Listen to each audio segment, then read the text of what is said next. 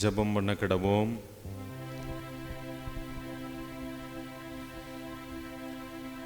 மனுஷகுமாரன் ஊழியம் கொள்ளும்படி வராமல் ஊழியம் செய்யவும் அநேகரை மீட்கும் பொருளாக தமது ஜீவனை கொடுக்கவும் வந்தார். பரலோகத்தின் பிதாவே, மாம்சம் வார்த்தையாகி மனு உரு எடுத்து எங்கள் மத்தியிலே கடந்து வந்த எங்கள் அன்பின் ஆண்டவரே, இந்த உலகத்திலே நீர் வந்து நன்மை செய்கிறவராக சுற்றித் திரிந்து அநேகரை மீட்கும் பொருளாக உமது ஜீவனை கல்வாரியிலே தந்தீரப்பா.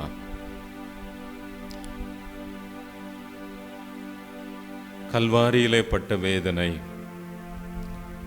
அது நிமித்தமாக உமது வாயிலிருந்து வந்த வார்த்தைகள் சிந்திக்கவும் தியானிக்கவும் உடைய வாழ்க்கையில் நாங்கள் அதை அபியாசப்படுத்தவும் கர்த்தர் எங்களுக்கு உதவி செய்திருக்கிறேன். இவ்வேளையை ஆண்டவர் எங்களுக்கு வழி நடத்தி தாரும். இந்த ஆராதனையிலே எங்களை அர்ப்பணிக்க உதவி செய்யும் ஐயா. இந்த ஆராதனையின் மூலமாக கல்வாரியை நோக்கி பார்க்க உதவி செய்யும். நீர் சிலுவையிலிருந்து சொன்ன 7 வசனங்களை நாங்கள் சிந்திக்கும் பொழுது எங்கள் உள்ளத்திலே உம்முடைய நாமத்தை நாங்கள் மகிமைப்படுத்த உதவி செய்யும். எங்களை அர்ப்பணிக்கிறோம், தாழ்த்துகிறோம்.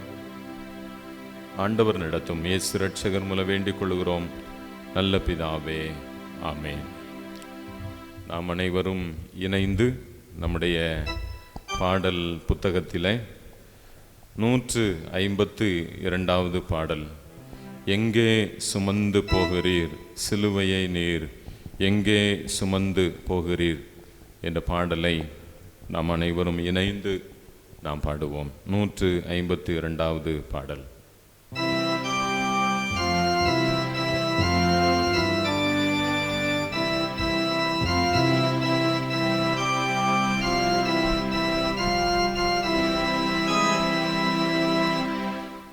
எங்கே சுமந்து போகிறீர் சிலுவையை நீர் எங்கே சுமந்து போகிறீர் எங்கே சுமந்து போறீர் இந்த காணலில் உமது அங்கம் முழுதும் நோக ஐயா என் இயேசுநாதா எங்கே சுமந்து போகிறீர் சிலுவையை நீர் எங்கே சுமந்து போகிறீர் தோளில் பாரம் அழுந்த தூக்க பலம் இல்லாமல் தாழுந்த தளிக்கவே தாப சோபம் உரணீர் எங்கே சுமந்து போகிறீர் சிலுவையை நீர் எங்கே சுமந்து போகிறீர் தாயார் அழுது வர சார்ந்தவர் பின் தொடர மாயமில்லாத ஞான மாதர் புலம்பி வர எங்கே சும சுமந்து போகிறீர். சிலுவையை நீர் எங்கே சுமந்து போகிறீர். மாசனுகாத சத்திய வாசகனே உமது தாசர்களை காக்கவும் தாங்க சுமை எடுத்து எங்கே சுமந்து போகிறீர். சிலுவையை நீர் எங்கே சுமந்து போகிறீர். ஜெபம் பண்ண கிடவோம். முழங்கால் படியிடுவோம். பிதா குமாரன் பரிசுத்தாவி நாமத்தினாலே ஆமென். கர்த்தாவே எங்களுக்கு இறங்கும். கர்த்தாவே எங்களுக்கு இறங்கும். பரமண்டலங்களில் இருக்கிற எங்கள் பிதாவே, உடைய நாமம் பரிசுத்தப்படுவதாக, உடைய ராஜ்யம் வருவதாக, உடைய சித்தம் பரமண்டலத்திலே செய்யப்படுகிறது போல பூமியிலேயும் செய்யப்படுவதாக. அந்தந்துள்ள எங்கள் அப்பத்தை எங்களுக்கு இன்று தாரும். எங்களுக்கு விரோதமாய் குற்றம் செய்வர்களுக்கு நாங்கள் மன்னிக்கிறது போல எங்கள் குற்றங்களை எங்களுக்கு மன்னியும். எங்களை சோதனையில் பிரவேசிக்க பண்ணாமல் தீமையிலிருந்து எங்களை ரட்சித்துக் கொள்ளும். ராஜ்யம் வல்லமையும் மகிமையும் என்றென்றைக்கும் உடையவைகளே. ஆமென். அன்புள்ள இரட்சகரே, உமது சிலுவையின் அடியில் சாஷ்டாங்கமாய் பணிந்து நிற்கின்றோம். எங்களை கண்ணோக்கி பார்த்து எங்களுக்கு இறங்கும். உமது திருச்சிலுவை பாடுகளை நாங்கள் தகுந்தபடி உணர்ந்து தியானிக்க கிருபை செய்யும். உமது பாடுகளின் புண்ணியத்தினாலும் மரணத்தினாலும் உமது திரு இரத்தத்தை பற்றும் விசுவாசத்தின் மூலமாய் நாங்களும் உமது திருச்சபை அனைத்தும் பாவ மன்னிப்பையும் பரிசுத்த வாழ்க்கையையும் பரலோக வாழ்க்கையையும் பெற்றுக்கொள்ள அனுக்கிரகம் செய்ய வேண்டும் என்று எங்கள் ஆண்டவர் இயேசு கிறிஸ்துவின் வழியாய் வேண்டிக் கொள்ளுகிறோம். ஆமென். உட்கார்ந்து கொள்வோம். வேத பகுதி, பொதுவான வேத பகுதியை நாம் வாசிக்க கேட்போம்.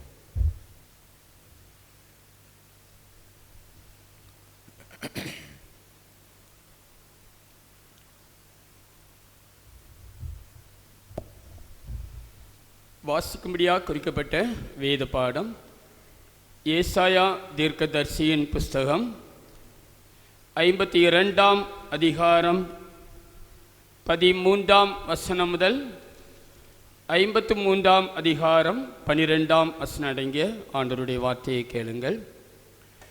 ஏசாயா 52ஆம் அதிகாரம் 12ஆம் வசனம் முதல் 53ஆம் அதிகாரம் முழுவதும். நீங்கள் தீவிரித்து புறப்படுவதில்லை, நீங்கள் ஓடி போகிறவர்கள் போல ஓடி போவதும் இல்லை. கர்த்தர் உங்கள் முன்னே போவார். இஸ்ரவேலின் தேவன் உங்கள் பிறகே உங்களை காக்கிறவராய் இருப்பார். இதோ என் தாசன் ஞானமாய் நடப்பார். அவர் உயர்த்தப்பட்டு மேன்மையும் மகா உன்னதமாய் இருப்பார். மனுஷனை பார்க்கிலும் அவருடைய முகப்பார்வையும் மனுபுத்திரரை பார்க்கிலும் அவருடைய ரூபமும் இவ்வளவு அந்தக்கேடு அடைந்தபடியினாலே அவரை கண்ட அநேகர் பிரமிப்படைந்தார்கள். அப்படியே அவர் அநேகம் ஜாதிகள் மேல் தெளிப்பார்.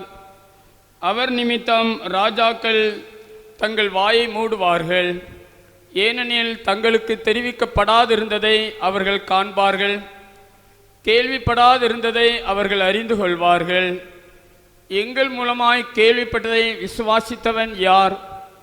கர்த்தருடைய புயம் யாருக்கு வெளிப்பட்டது? இளங்கிளையைப் போலவும் வறண்ட நிலத்தில் இருந்து துளிர்க்கிற வேரைப் போலவும் அவனுக்கு முன்பாக எழும்புகிறார். அவருக்கு அழகும் இல்லை, சௌந்தரியம் இல்லை. அவரை பார்க்கும்போது நாம் அவரை விரும்பத்தக்க ரூபம் அவருக்கு இல்லாதிருந்தது.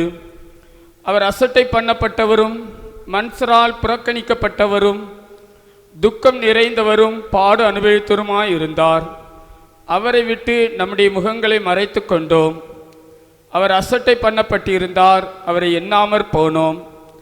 மெய்யாகவே அவர் நம்முடைய பாடுகளை ஏற்றுக்கொண்டு நம்முடைய துக்கங்களை சுமந்தார்.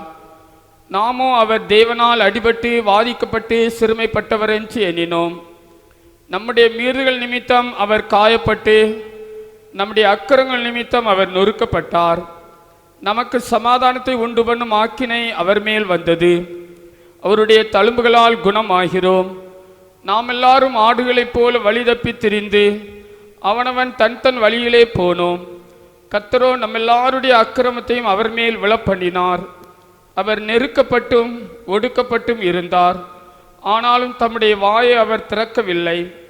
அடிக்கப்படும்படி கொண்டு போகப்படுகிற ஒரு ஆட்டுக்குட்டியைப் போலவும் தன்னை மயர்க்கத்திரிக்கிறவனுக்கு முன்பாக சத்தமிடாதிருக்கிற ஆட்டைப் போலவும் அவர் தம்முடைய வாயை திறவாதிருந்தார்.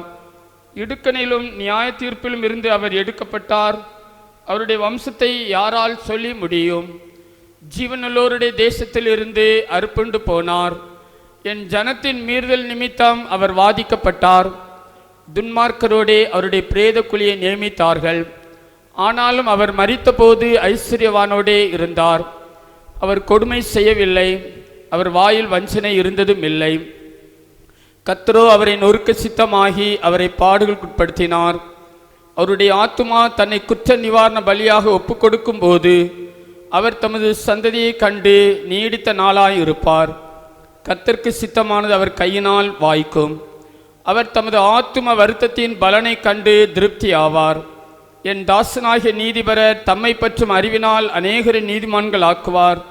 அவர்களுடைய அக்கிரமங்களை தாமே சுமந்து கொள்வார்.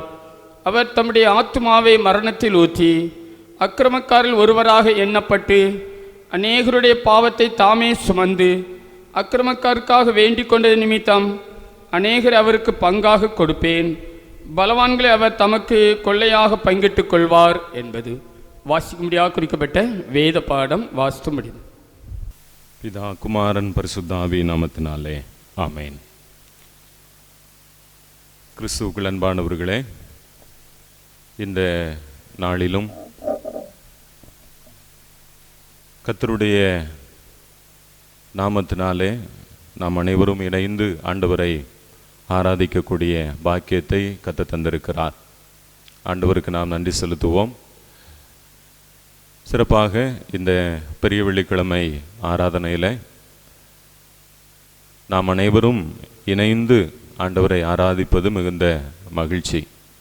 உங்களுடைய இல்லங்களிலே நீங்கள் இணைந்து ஆண்டவரை ஆராதித்து கொண்டிருக்கிறீர்கள். அதற்காக நான் ஆண்டவரை ஸ்தோத்தரிக்கிறேன். தொடர்ந்து இந்த நாளிலும் கூட 7 வார்த்தைகளை குறித்த தியானங்களுக்காக ஆண்டவரிடத்தில் நாம் காத்திருப்போம். கர்த்தருடைய பிள்ளைகள் ஆயத்தப்பட்டு 7 வார்த்தைகளை நமக்காக கொண்டு வருகிறார்கள்.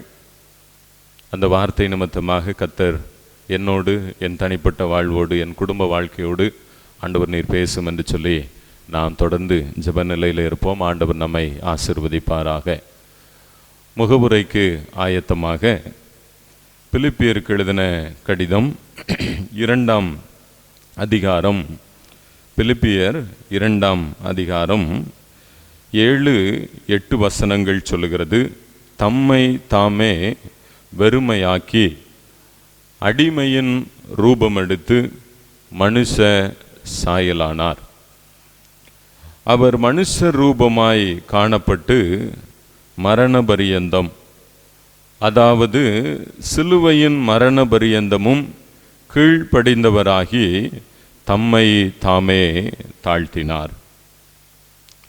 ஆண்டவர் இயேசு கிறிஸ்து எப்படி தன்னை தாழ்த்தினார் என்பதை குறித்த வார்த்தைகளை பவுலடியார் இந்த இடத்திலே நமக்கு வெளிக்காட்டுகின்றார்.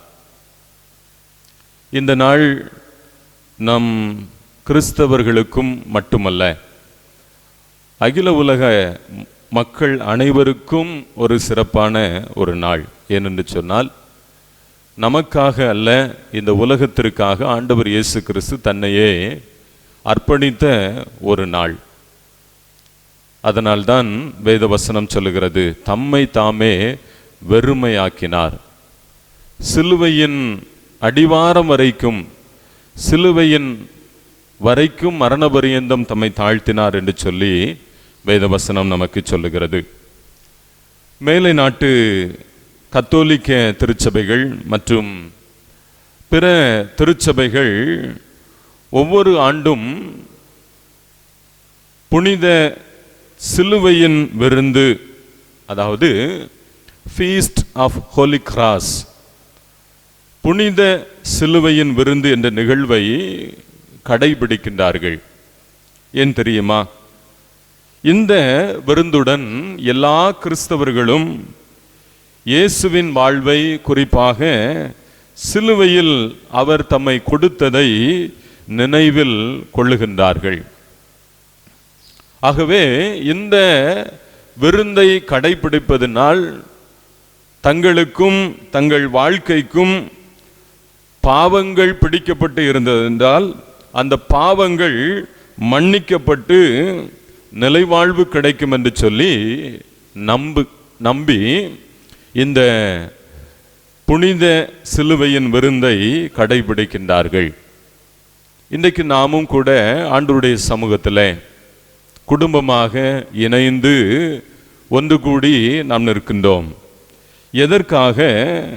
சிலுவையில் ஆண்டவர் இயேசு கிறிஸ்து ஒப்பு கொடுத்த அந்த நிகழ்வை சிந்திப்பது மட்டுமல்ல, நினைவில் கொள்வது மட்டுமல்ல, அந்த வார்த்தைகளை நமதாக்கி கொள்ள ஆண்டவருடைய சமூகத்திலே நாம் வந்திருக்கின்றோம். ஒரு காலத்திலே சிலுவையும் சிலுவை மரணமும் இழிவாக பார்க்கப்பட்டது. வாழ்வில் எவருக்கும் இந்த நிலை வரக்கூடாது என்று சொல்லி நினைத்தார்கள். ஏனென்று சொன்னால் அந்த அளவுக்கு சிலுவையின் மரணம் கொடியதாக இருந்தது. ரோமர்கள் சிலுவையை கொலை கருவியாக பயன்படுத்தினார்கள். சிலுவையில் அறையப்படுகிறவர்கள்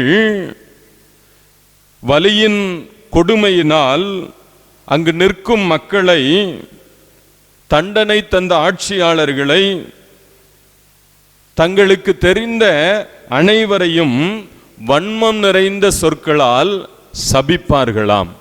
இதுதான் சிலுவை மரணத்தில் இருக்கிறவர்களுடைய நிலைமை. ரோம தத்துவ அறிஞர் ஒருவர் சொல்லுகின்றார், சிலுவையில் அறையுண்ட அனைத்து மக்களும் தங்கள் பிறந்த நாளை சபிப்பார்களாம், தங்கள் தாயை சபிப்பார்களாம், அதோடு தன்னை சிலுவையில் அறைந்த மக்கள் அனைவரையும் சபிப்பார்களாம்.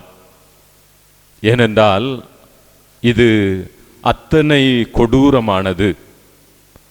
அதே போல இன்னொரு ரோம தத்துவ அறிஞர் சிசரா என்று சொல்லக்கூடியவர் சொல்லுகிறார், சிலுவையில் தொங்கும் மக்கள் கொடுக்கின்ற சாபம் அவர்கள் நாவை வெட்டிவிடும் அளவிற்கு இழிவாகவும் வன்மம் நிறைந்ததாகவும் வன்முறையை தூண்டுவதாகவும் இருக்கும் என்று அவர் சொல்லுகின்றார்.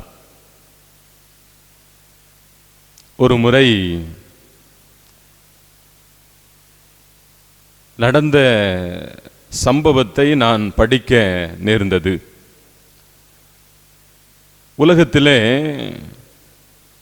பல சர்வாதிகாரிகள் இருந்தார்கள். ஆனால் அந்த சர்வாதிகாரிகளின் கடைசி காலம் மிக கொடூரமாக இருந்துள்ளது. இரண்டாம் உலகப் போரிலே ஹிட்லரின் தோளோடு தோள் நின்று உதவியவர் முசோலினி என்கின்ற இத்தாலிய சர்வாதிகாரி. 2 பேரும் நண்பர்கள். போரிலே தோற்றுப்போய் தப்பிக்க முயன்ற பொழுது முசோலினி சிக்கிக்கொண்டார். புரட்சி படையிடம் சிக்கிக்கொள்ளுகின்றார். அந்த படையினரிடத்தில் அவர் சொன்னது, என்னை கொல்லாதீர்கள், விட்டுவிடுங்கள் என்று சொல்லி கெஞ்சுகிறார். ஆனால் புரட்சிக்காரர்கள் அவரை கொன்று போட்டார்கள். இத்தாலியின் மிலன் நகரிலே நடு வீதியிலே அவருடைய சரீரத்தை கொண்டு போட்டார்கள். ஒரு சாமானிய பெண் முசோலினுடைய முகத்திலே காரி துப்பினாள். அதோடு நிறைய பெண்களும் அதை போன்ற செயல்களை செய்தார்கள். இளைஞர்கள் சிலர் கூடி வந்து அவருடைய முகத்திலே சிறுநீர் கழிக்கின்ற ஒரு நிலை. முடிவிலே தலைகீழாக அந்த மிலன் நகரில் அவரை தொங்க விட்டார்கள். இதை அறிந்த அவருடைய நண்பர் ஹிட்லர் தன்னுடைய கடைசி காலம் இப்படி நடந்துவிடக்கூடாது, தன் கடைசி காலம் இப்படி நடந்துவிடக்கூடாது, ஆகையால் தான் மரித்து போனால் என் சரீரத்தை எரித்து விடுங்கள் என்று அவர் தன் படையினரிடத்திற்கு கட்டளை கொடுத்தாராம். அதே போல மரிக்கின்றார். மரித்த பொழுது அவருடைய சரீரத்தை எரித்து அந்த சாம்பலை அவர்கள் என்ன செய்தார்களாம், பூமிக்கு அடியிலே குழி தோண்டி புதைத்து வைத்து விட்டார்களாம். இங்கு நான் சொல்ல வருகின்ற காரியம், ஆண்டவர் இயேசு கிறிஸ்து சிலுவையிலே அறையப்பட்டார். இப்படிப்பட்ட வன்மம் நிறைந்த வார்த்தைகள் அவரிடத்திலிருந்து வரவில்லை, மாறாக அன்பு நிறைந்த வார்த்தைகள் அவரிடத்திலிருந்து வந்தது.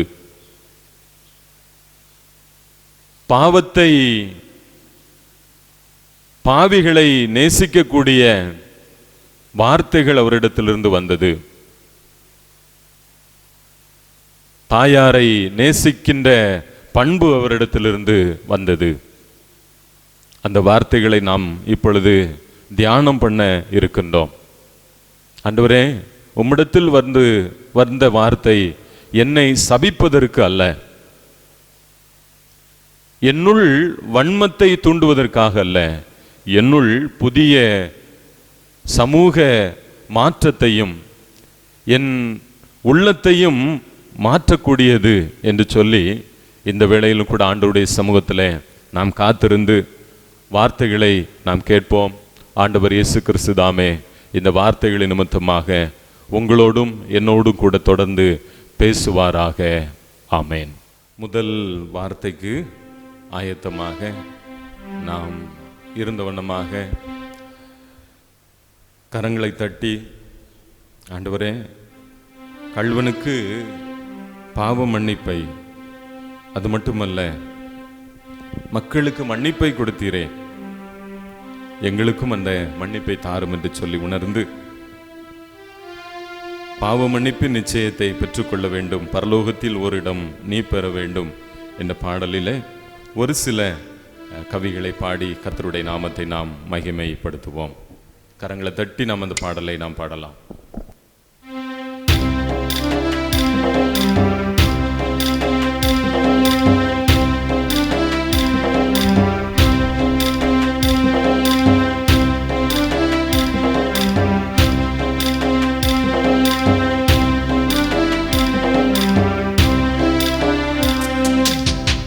மன்னிப்பின் நிச்சயத்தை பெற்றுக்கொள்ள வேண்டும், பரலோகத்தில் ஓரிடம் நீ பெற வேண்டும். பாவ மன்னிப்பின் நிச்சயத்தை பெற்றுக்கொள்ள வேண்டும், பரலோகத்தில் ஓரிடம் நீ பெற வேண்டும். இயேசு தருகிறார், இன்று தருகிறார், இயேசு தருகிறார், இன்று தருகிறார். அதற்காகத்தான் சிலுவையிலே ரத்தம் சிந்திவிட்டார், அதற்காகத்தான் சிலுவையிலே ரத்தம் சிந்திவிட்டார். பாவ மன்னிப்பின் நிச்சயத்தை பெற்றுக்கொள்ள வேண்டும், பரலோகத்தில் ஓரிடம் நீ பெற வேண்டும். வருத்தப்பட்டு பாருங்கள் சுமக்கின்ற மகனே, வருத்தப்பட்டு பாருங்கள், நீ வருவாயா இயேசு என்று வாழ்வு தந்திடுவார், நீ வருவாயா இயேசு என்று வாழ்வு தந்திடுவார். பாவ மன்னிப்பின் நிச்சயத்தை பெற்றுக்கொள்ள வேண்டும், பரலோகத்தில் ஓரிடம் நீ பெற வேண்டும். நீ தேடும் நிம்மதி இயேசு தருகிறார். நீ தேடும் நிம்மதி இயேசு தருகிறார். நீ நாடும் விடுதலை அவரிடம் உண்டு. நீ நாடும் விடுதலை அவரிடம் உண்டு. பாவ மன்னிப்பின் நிச்சயத்தை பெற்றுக்கொள்ள வேண்டும். பரலோகத்தில் ஓரிடம் நீ பெற வேண்டும். கிறிஸ்துவுக்குள் பிரியமானவர்களே, இந்த நாளிலும் இந்த குட் ஃப்ரைடே ஆராதனையின் மூலமாக தேவனுடைய வார்த்தையை கேட்கும்படி இணைக்கப்பட்டிருக்கிற உங்கள் ஒவ்வொருவரையும் இயேசு கிறிஸ்துவின் இனிதான நாமத்தினாலே வாழ்த்துகிறேன். அப்பிரயோஜனமான என்னையும் தேவன் இந்த இடத்திலே அவருடைய வார்த்தை சொல்லும்படியாக எனக்கு தேவன் பாராட்டின கிருபைக்காக நான் தேவனை ஸ்தோத்திரிக்கிறேன். வார்த்தையை கேட்பதற்கு முன்பதாக ஒரு நிமிடம் தலைகளை தாழ்த்தி கண்களை மூடி பரலோகத்தின் தேவனை நாம் நோக்கி பார்ப்போம். எங்களை நேசிக்கிற அன்புள்ள கர்த்தாவே, அப்பா, எங்களுக்காக சிலுவையிலே உடைய இரத்தத்தை சிந்தி விலையேற பெற்ற உடைய இரத்தத்தை நிமித்தமாக எங்களுக்கு மீட்பை கட்டளையிட்டு உடைய சொந்த பிள்ளைகளாக எங்களை மாற்றியிருக்கிறீங்களே அப்பா, உமக்கு நன்றி. இந்த வார்த்தையின் மூலமாக நீங்க பேசுங்க ஏசப்பா. உங்க நாம மாத்திரம் மகிமைப்படட்டும். எல்லா துதியும் கனமும் மகிமையும் உங்க ஒருவருக்கே உண்டாவதாக. ஆமேன்.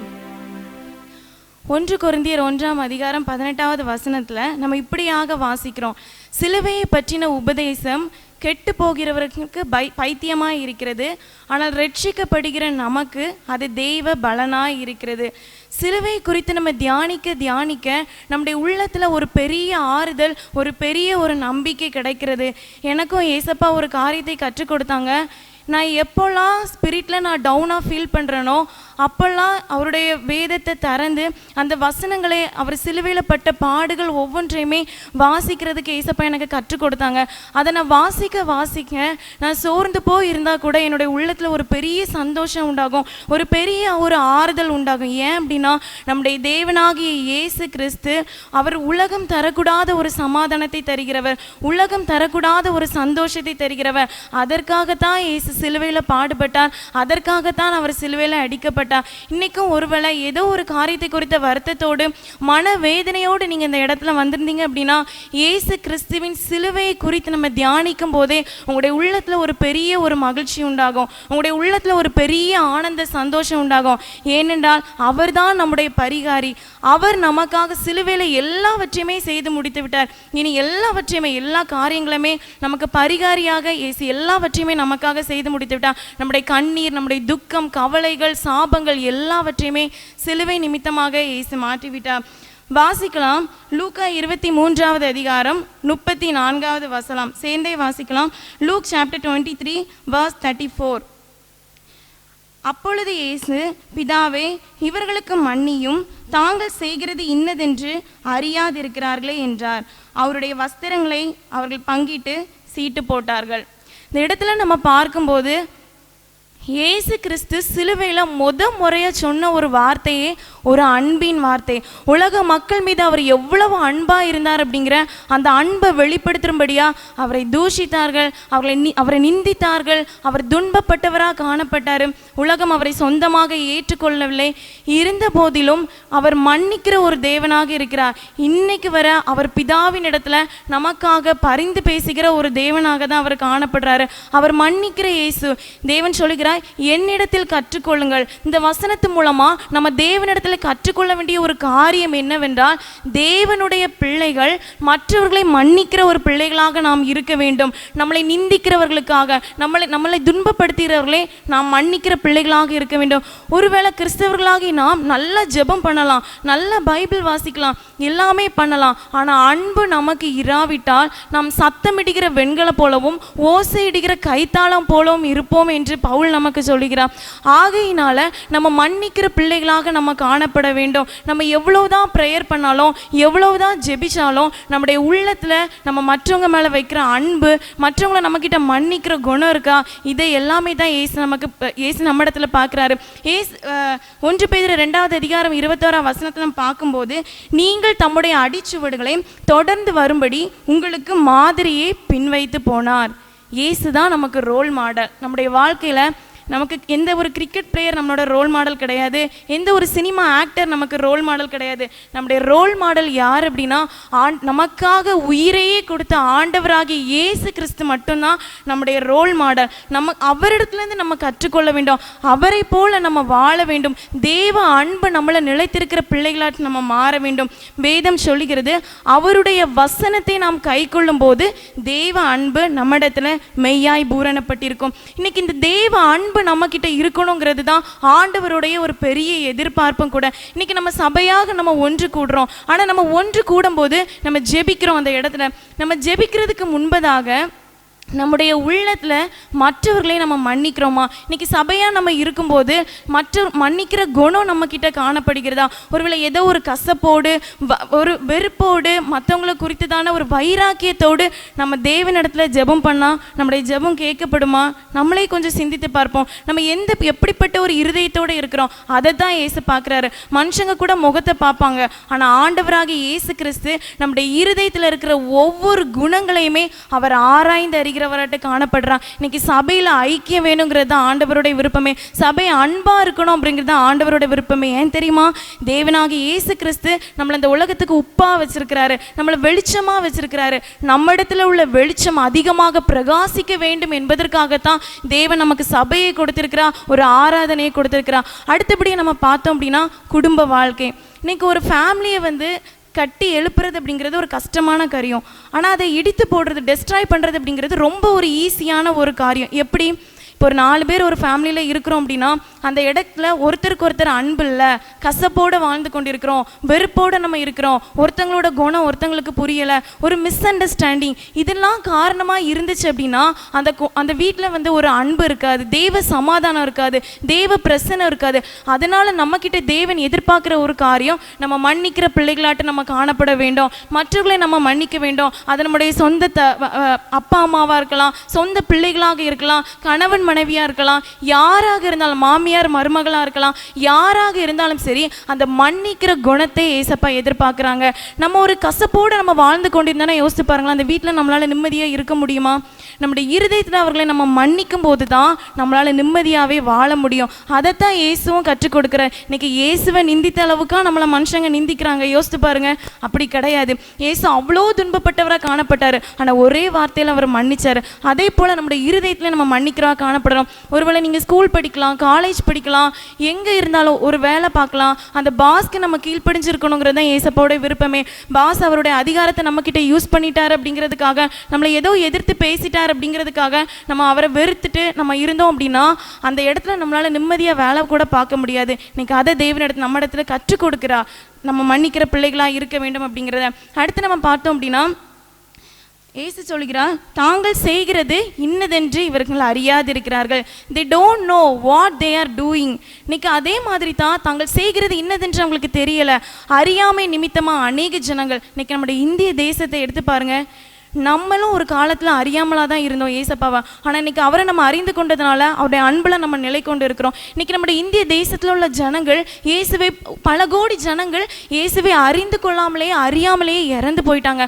ஆனால் இன்னைக்கும் அதே போல் அறியாமனால எத்தனையோ ஜனங்கள் இருக்கிறாங்க, அவர்களெல்லாம் மன்னிக்கப்படணும். யாத்ராகமம் 32வது அதிகாரம் 32ஆம் வசனத்தில் மோசே தேவனிடத்தில் அந்த ஜனங்களுக்காக அவர்கள் விக்கிரகங்களை உண்டு பண்ணி உம்மை தூஷிக்கிறார்களே, உம்மை சங்கடப்படுத்துகிறார்களே என்று சொல்லி அந்த ஜனங்களுக்காக மன்றாடின போது மன்னிப்பு கேட்கிற ஒரு திறப்பிலை நின்று மன்னிக்கிற ஒரு மன்னிப்பு கேட்கிற ஒரு மனுஷனாக மோசே காணப்படுகிறார். இன்னைக்கு அதே காரியத்தை தான் ஏசப்பா நம்மக்கிட்டே எதிர்பார்க்குறாங்க, சபையாகி நம்மக்கிட்டே ஏசப்பா எதிர்பார்க்குறாங்க.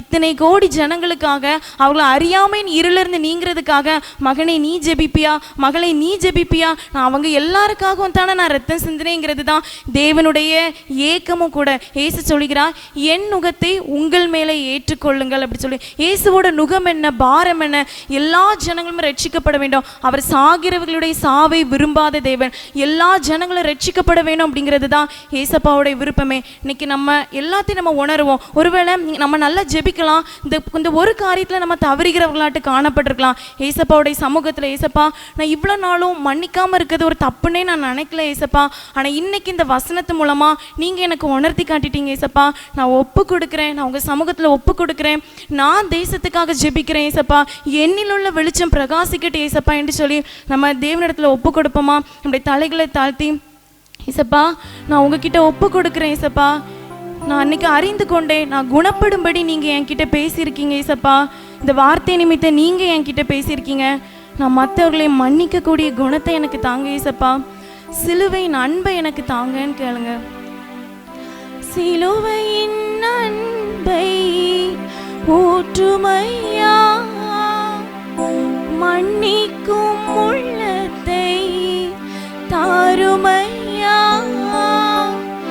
எதிர்த்தவரை மன்னிக்கிறேன், வெறுத்தவரை மன்னிக்கிறேன், எதிர்த்தவரை மன்னிக்கிறேன், வெறுத்தவரை மன்னிக்கிறேன், மன்னியுங்கள் என்று சொன்னவரே மன்னிக்கும் இதயம் தாரும், மன்னியுங்கள் என்று சொன்னவரே மன்னிக்கும் இதயம் தாரும். கர்த்தர் தாமே இந்த வார்த்தையை ஆசீர்வதிப்பாராக. ஆமென். ஆண்டவர் தந்த முதல் வார்த்தைக்காக நாம் நன்றி செலுத்துவோம். என்னோடு நீங்க பேசுனீங்கப்பா, தொடர்ந்து உம்முடைய வார்த்தைகளினால் என்னோடு கூட பேசும் என்று சொல்லி ஜெபிப்போம். அன்பின் ஆண்டவரே, மன்னிக்கின்ற சிந்தை என்னில் வெளிப்படட்டும், என் குடும்பத்திலிருந்து வெளிப்படட்டும், என் சபையிலிருந்து வெளிப்படட்டும். இயேசுவின் மூலம் ஜெபிக்கிறோம் எங்கள் ஜீவனுள்ள நல்ல பிதாவே, ஆமென். இரண்டாவது வார்த்தைக்கு ஆயத்தமாக நித்திய ஜீவன் பாடல் புத்தகத்தில் 620வது பாடல், என் இயேசு ராஜா ஸ்தோத்திரம் என்ற பாடலை நாம் பாடி இரண்டாவது வார்த்தைக்காக நம்மை ஆயத்தப்படுத்துவோம்.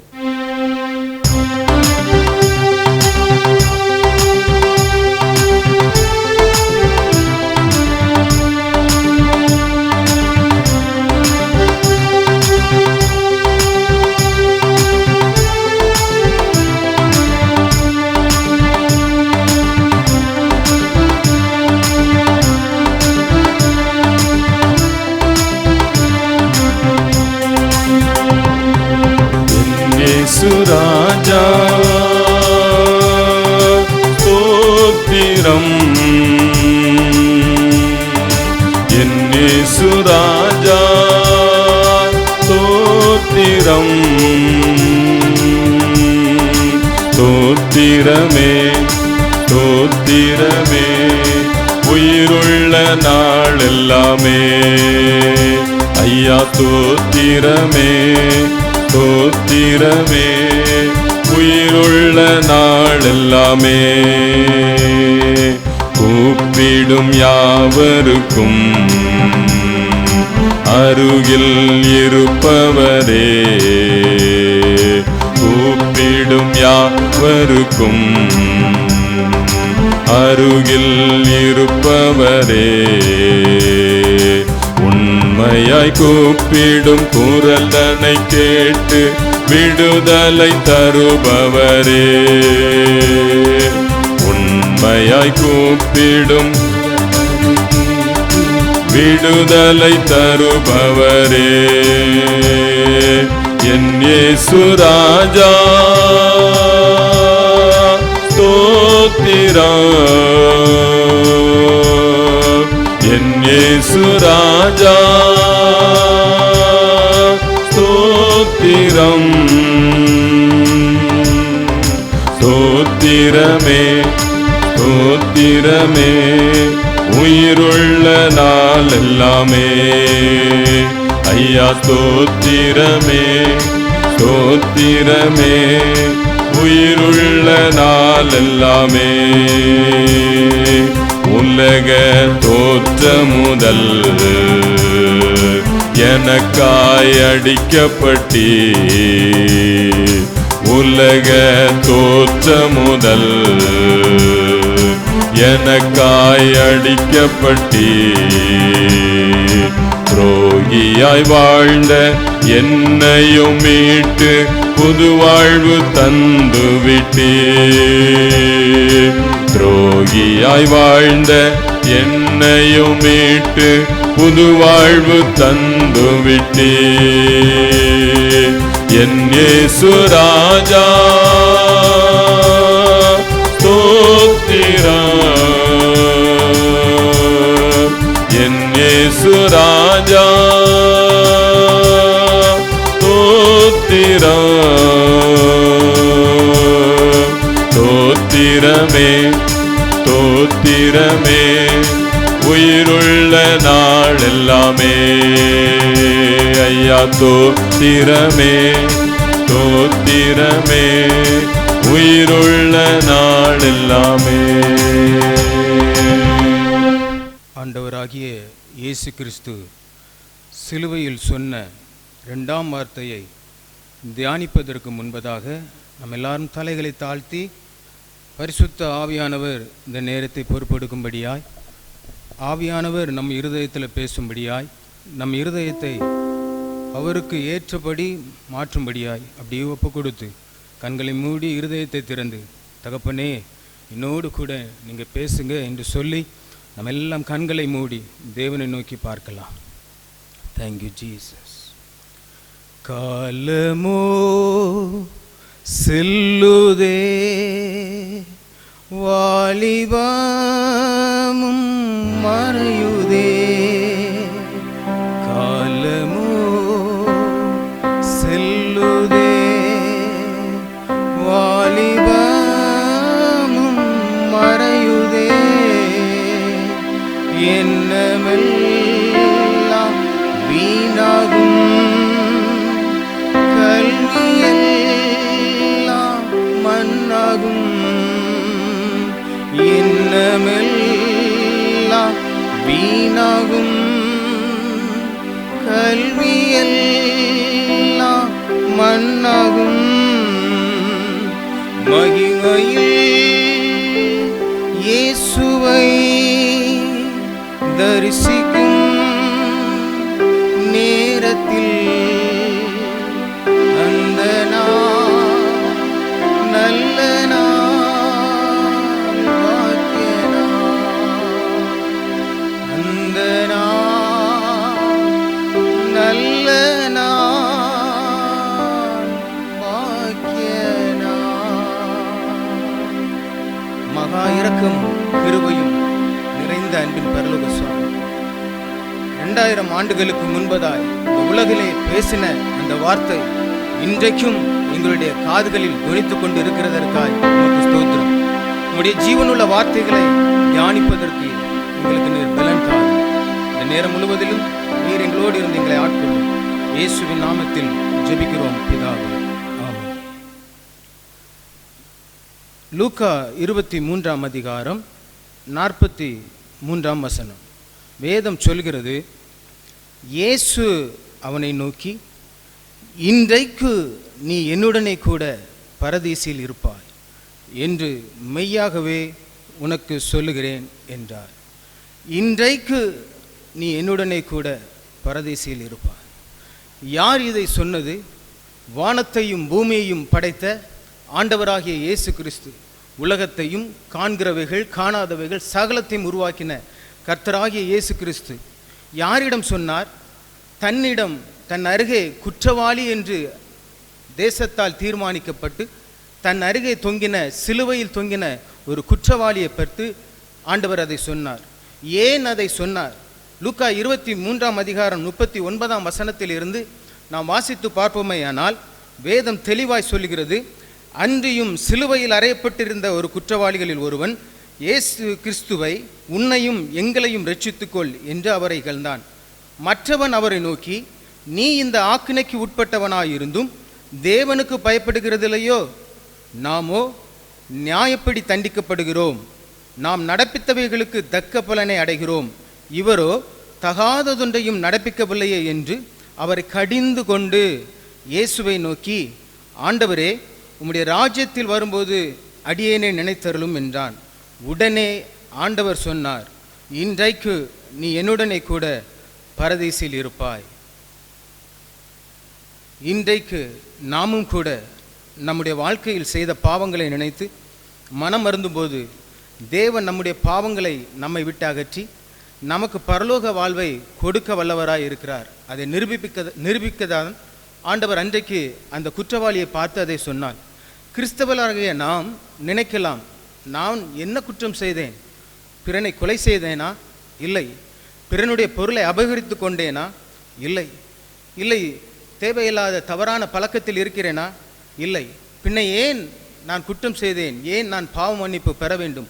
மத்தேயு 15ஆம் அதிகாரம் 18 இருந்து 20 வசனங்களை நாம் வாசித்து பார்ப்போமேயானால் வேதம் சொல்லுகிறது, வாயிலிருந்து புறப்படுகிறவைகள் இருதயத்திலிருந்து புறப்பட்டு வரும், அவைகளே மனுஷனை தீட்டுப்படுத்தும்.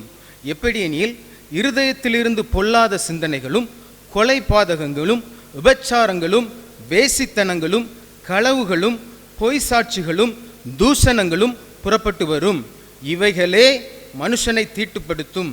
கை கழுவாமல் சாப்பிடுகிறது மனுஷனை தீட்டுப்படுத்தாது என்று சொல்லி வேதத்தில் சொல்லப்பட்டிருக்கிறது. இன்றைய நாட்களில் அரசாங்கத்தால் நமக்கு அதிகமாக சொல்லப்பட்டு இருக்கிற ஒரு வார்த்தை, அடிக்கடி கைகளை கழுவுங்கள். வெளியே சென்று வந்தால் தன்னுடைய கைகளை சோப்பினால் சுத்தமாக கழுவுங்கள். ஒரு நாளைக்கு 10 முறை கைகளை கழுவுங்கள்.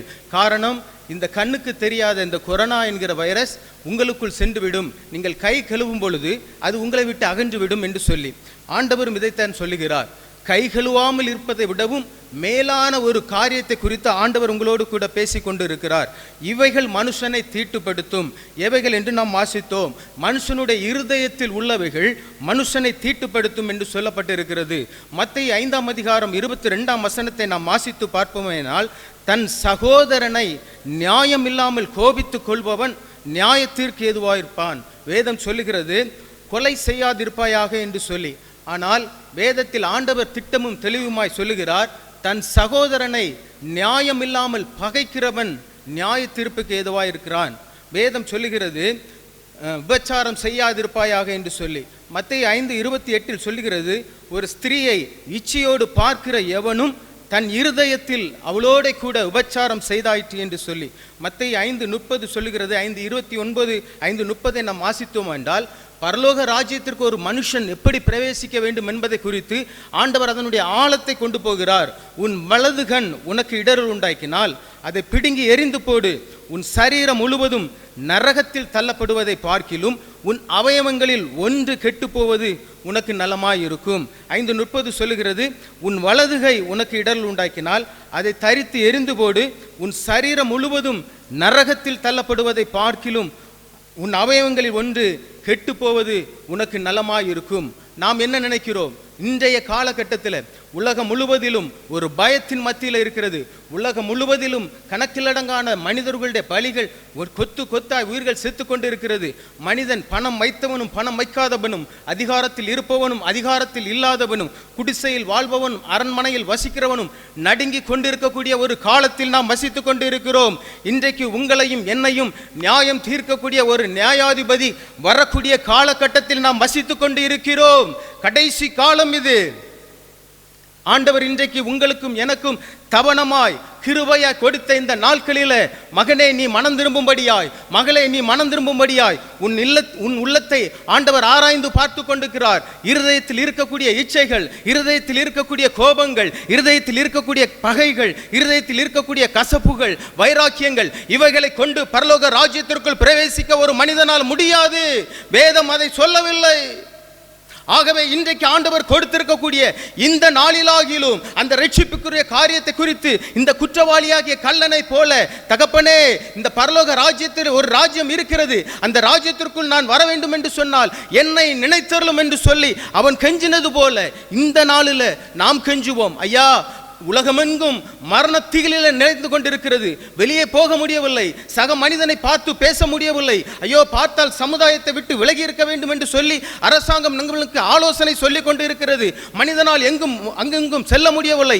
முடங்கி போயிருக்கக்கூடிய ஒரு வாழ்க்கையில் ஆண்டவரே, நான் இன்றைக்கு என்னை உம்மிடத்தில் அர்ப்பணிக்கிறேன். இது பரலோக ராஜ்யத்திற்கு என்னை கொண்டு செல்லக்கூடிய ஒரு காலம். பரலோக ராஜ்யத்திற்கு என்னை ஆயத்தப்படுத்தக்கூடிய ஒரு காலம். அந்த காலத்துக்குள்ள நாம் வந்திருக்கிறோம்.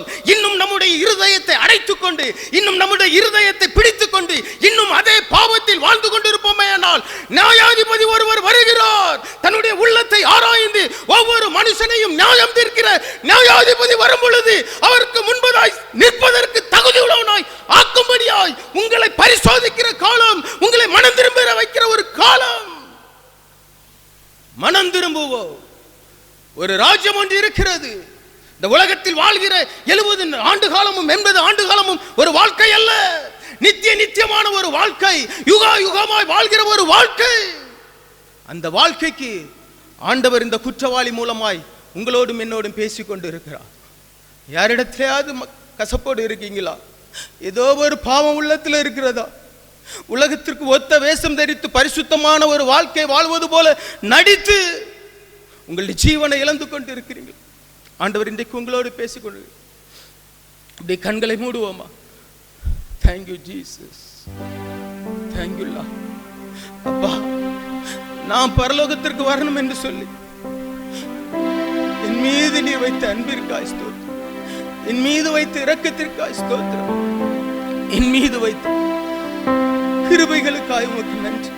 இதோ நான் ஆயத்தப்படுகிறேன் உம்முடைய ராஜ்யத்தில் உம்மை சந்திப்பதற்கு என்னை ஆயத்தப்படுத்தும் கிருபைக்காய் தேங்க்யூ லார்ட். நன்றி இயேசுவே. உம்முடைய இருதயத்தில் அப்பா நான் உங்களை அர்ப்பணிக்கிறேன் சாமி, உம்முடைய ராஜ்யத்துக்கு என்னை அர்ப்பணிக்கிறேன். ஒரு பழைய பாடல் ஒரு அரிய மாத்திரம் பாடி நான் முடிக்கிறேன். கட்டின வீடும் நீலம் பொருளும் கண்டிடும் உற்றார் உறவினரும், கட்டின வீடும் நீலம் பொருளும் கண்டிடும் உற்றார் உறவினரும், கூடுவிட்டு உன் ஆவி போனார் கூட உன்னோடு வருவதில்லை, வருவாய் தருணமிதுவே அழைக்கிறாரே வல்ல ஆண்டவரே சுவண்டை, வருவாய் தருணமிதுவே அழைக்கிறாரே வல்ல ஆண்டவரே சுவண்டை. தகப்பனே, இந்த வசனத்தின் மூலமாய் எங்களோடு கூட நீர் இடைப்பட்ட கிருபைகளுக்காய் ஸ்தோத்திரம். இந்த ராஜ்யத்திற்கு எங்களை ஆயத்தப்படுத்த, உம்மை சந்திக்க, உடைய வருகையில் கலந்து கொள்ள எங்களை நீர் தகுதி கொடுக்கும். அப்படிப்பட்ட கிருபைகளை நீர் எங்களுக்கு தாரும். ஆசீர்வதி வழிநடத்தும், பாதுகாத்துக் கொள்ளும். இயேசுவின் நாமத்தில் ஜெபிக்கிறோம் பிதாவே, ஆமென். இரண்டாவது வார்த்தையை கர்த்தர் நமக்கு ஆசீர்வாதமாக பேசி தந்தார். தொடர்ந்து நாம் மூன்றாவது வார்த்தைக்கு ஆயத்தமாக கலங்காதே கலங்காதே கர்த்தர் உன்னை கைவிட மாட்டார் என்ற பாடலை கரந்தட்டி இருந்த இடங்களிலே வீட்டில் அமர்ந்து குடும்பமாக கரந்தட்டி, ஆண்டவரே என்னை கைவிடாத நேசர் என்று சொல்லி பாடுவோம். ஜபத்தோட்ட ஜெயகிதங்கள் இருந்தால் அதில் 58வது பாடல், கலங்காதே கலங்காதே கர்த்தர் உன்னை கைவிட மாட்டார்.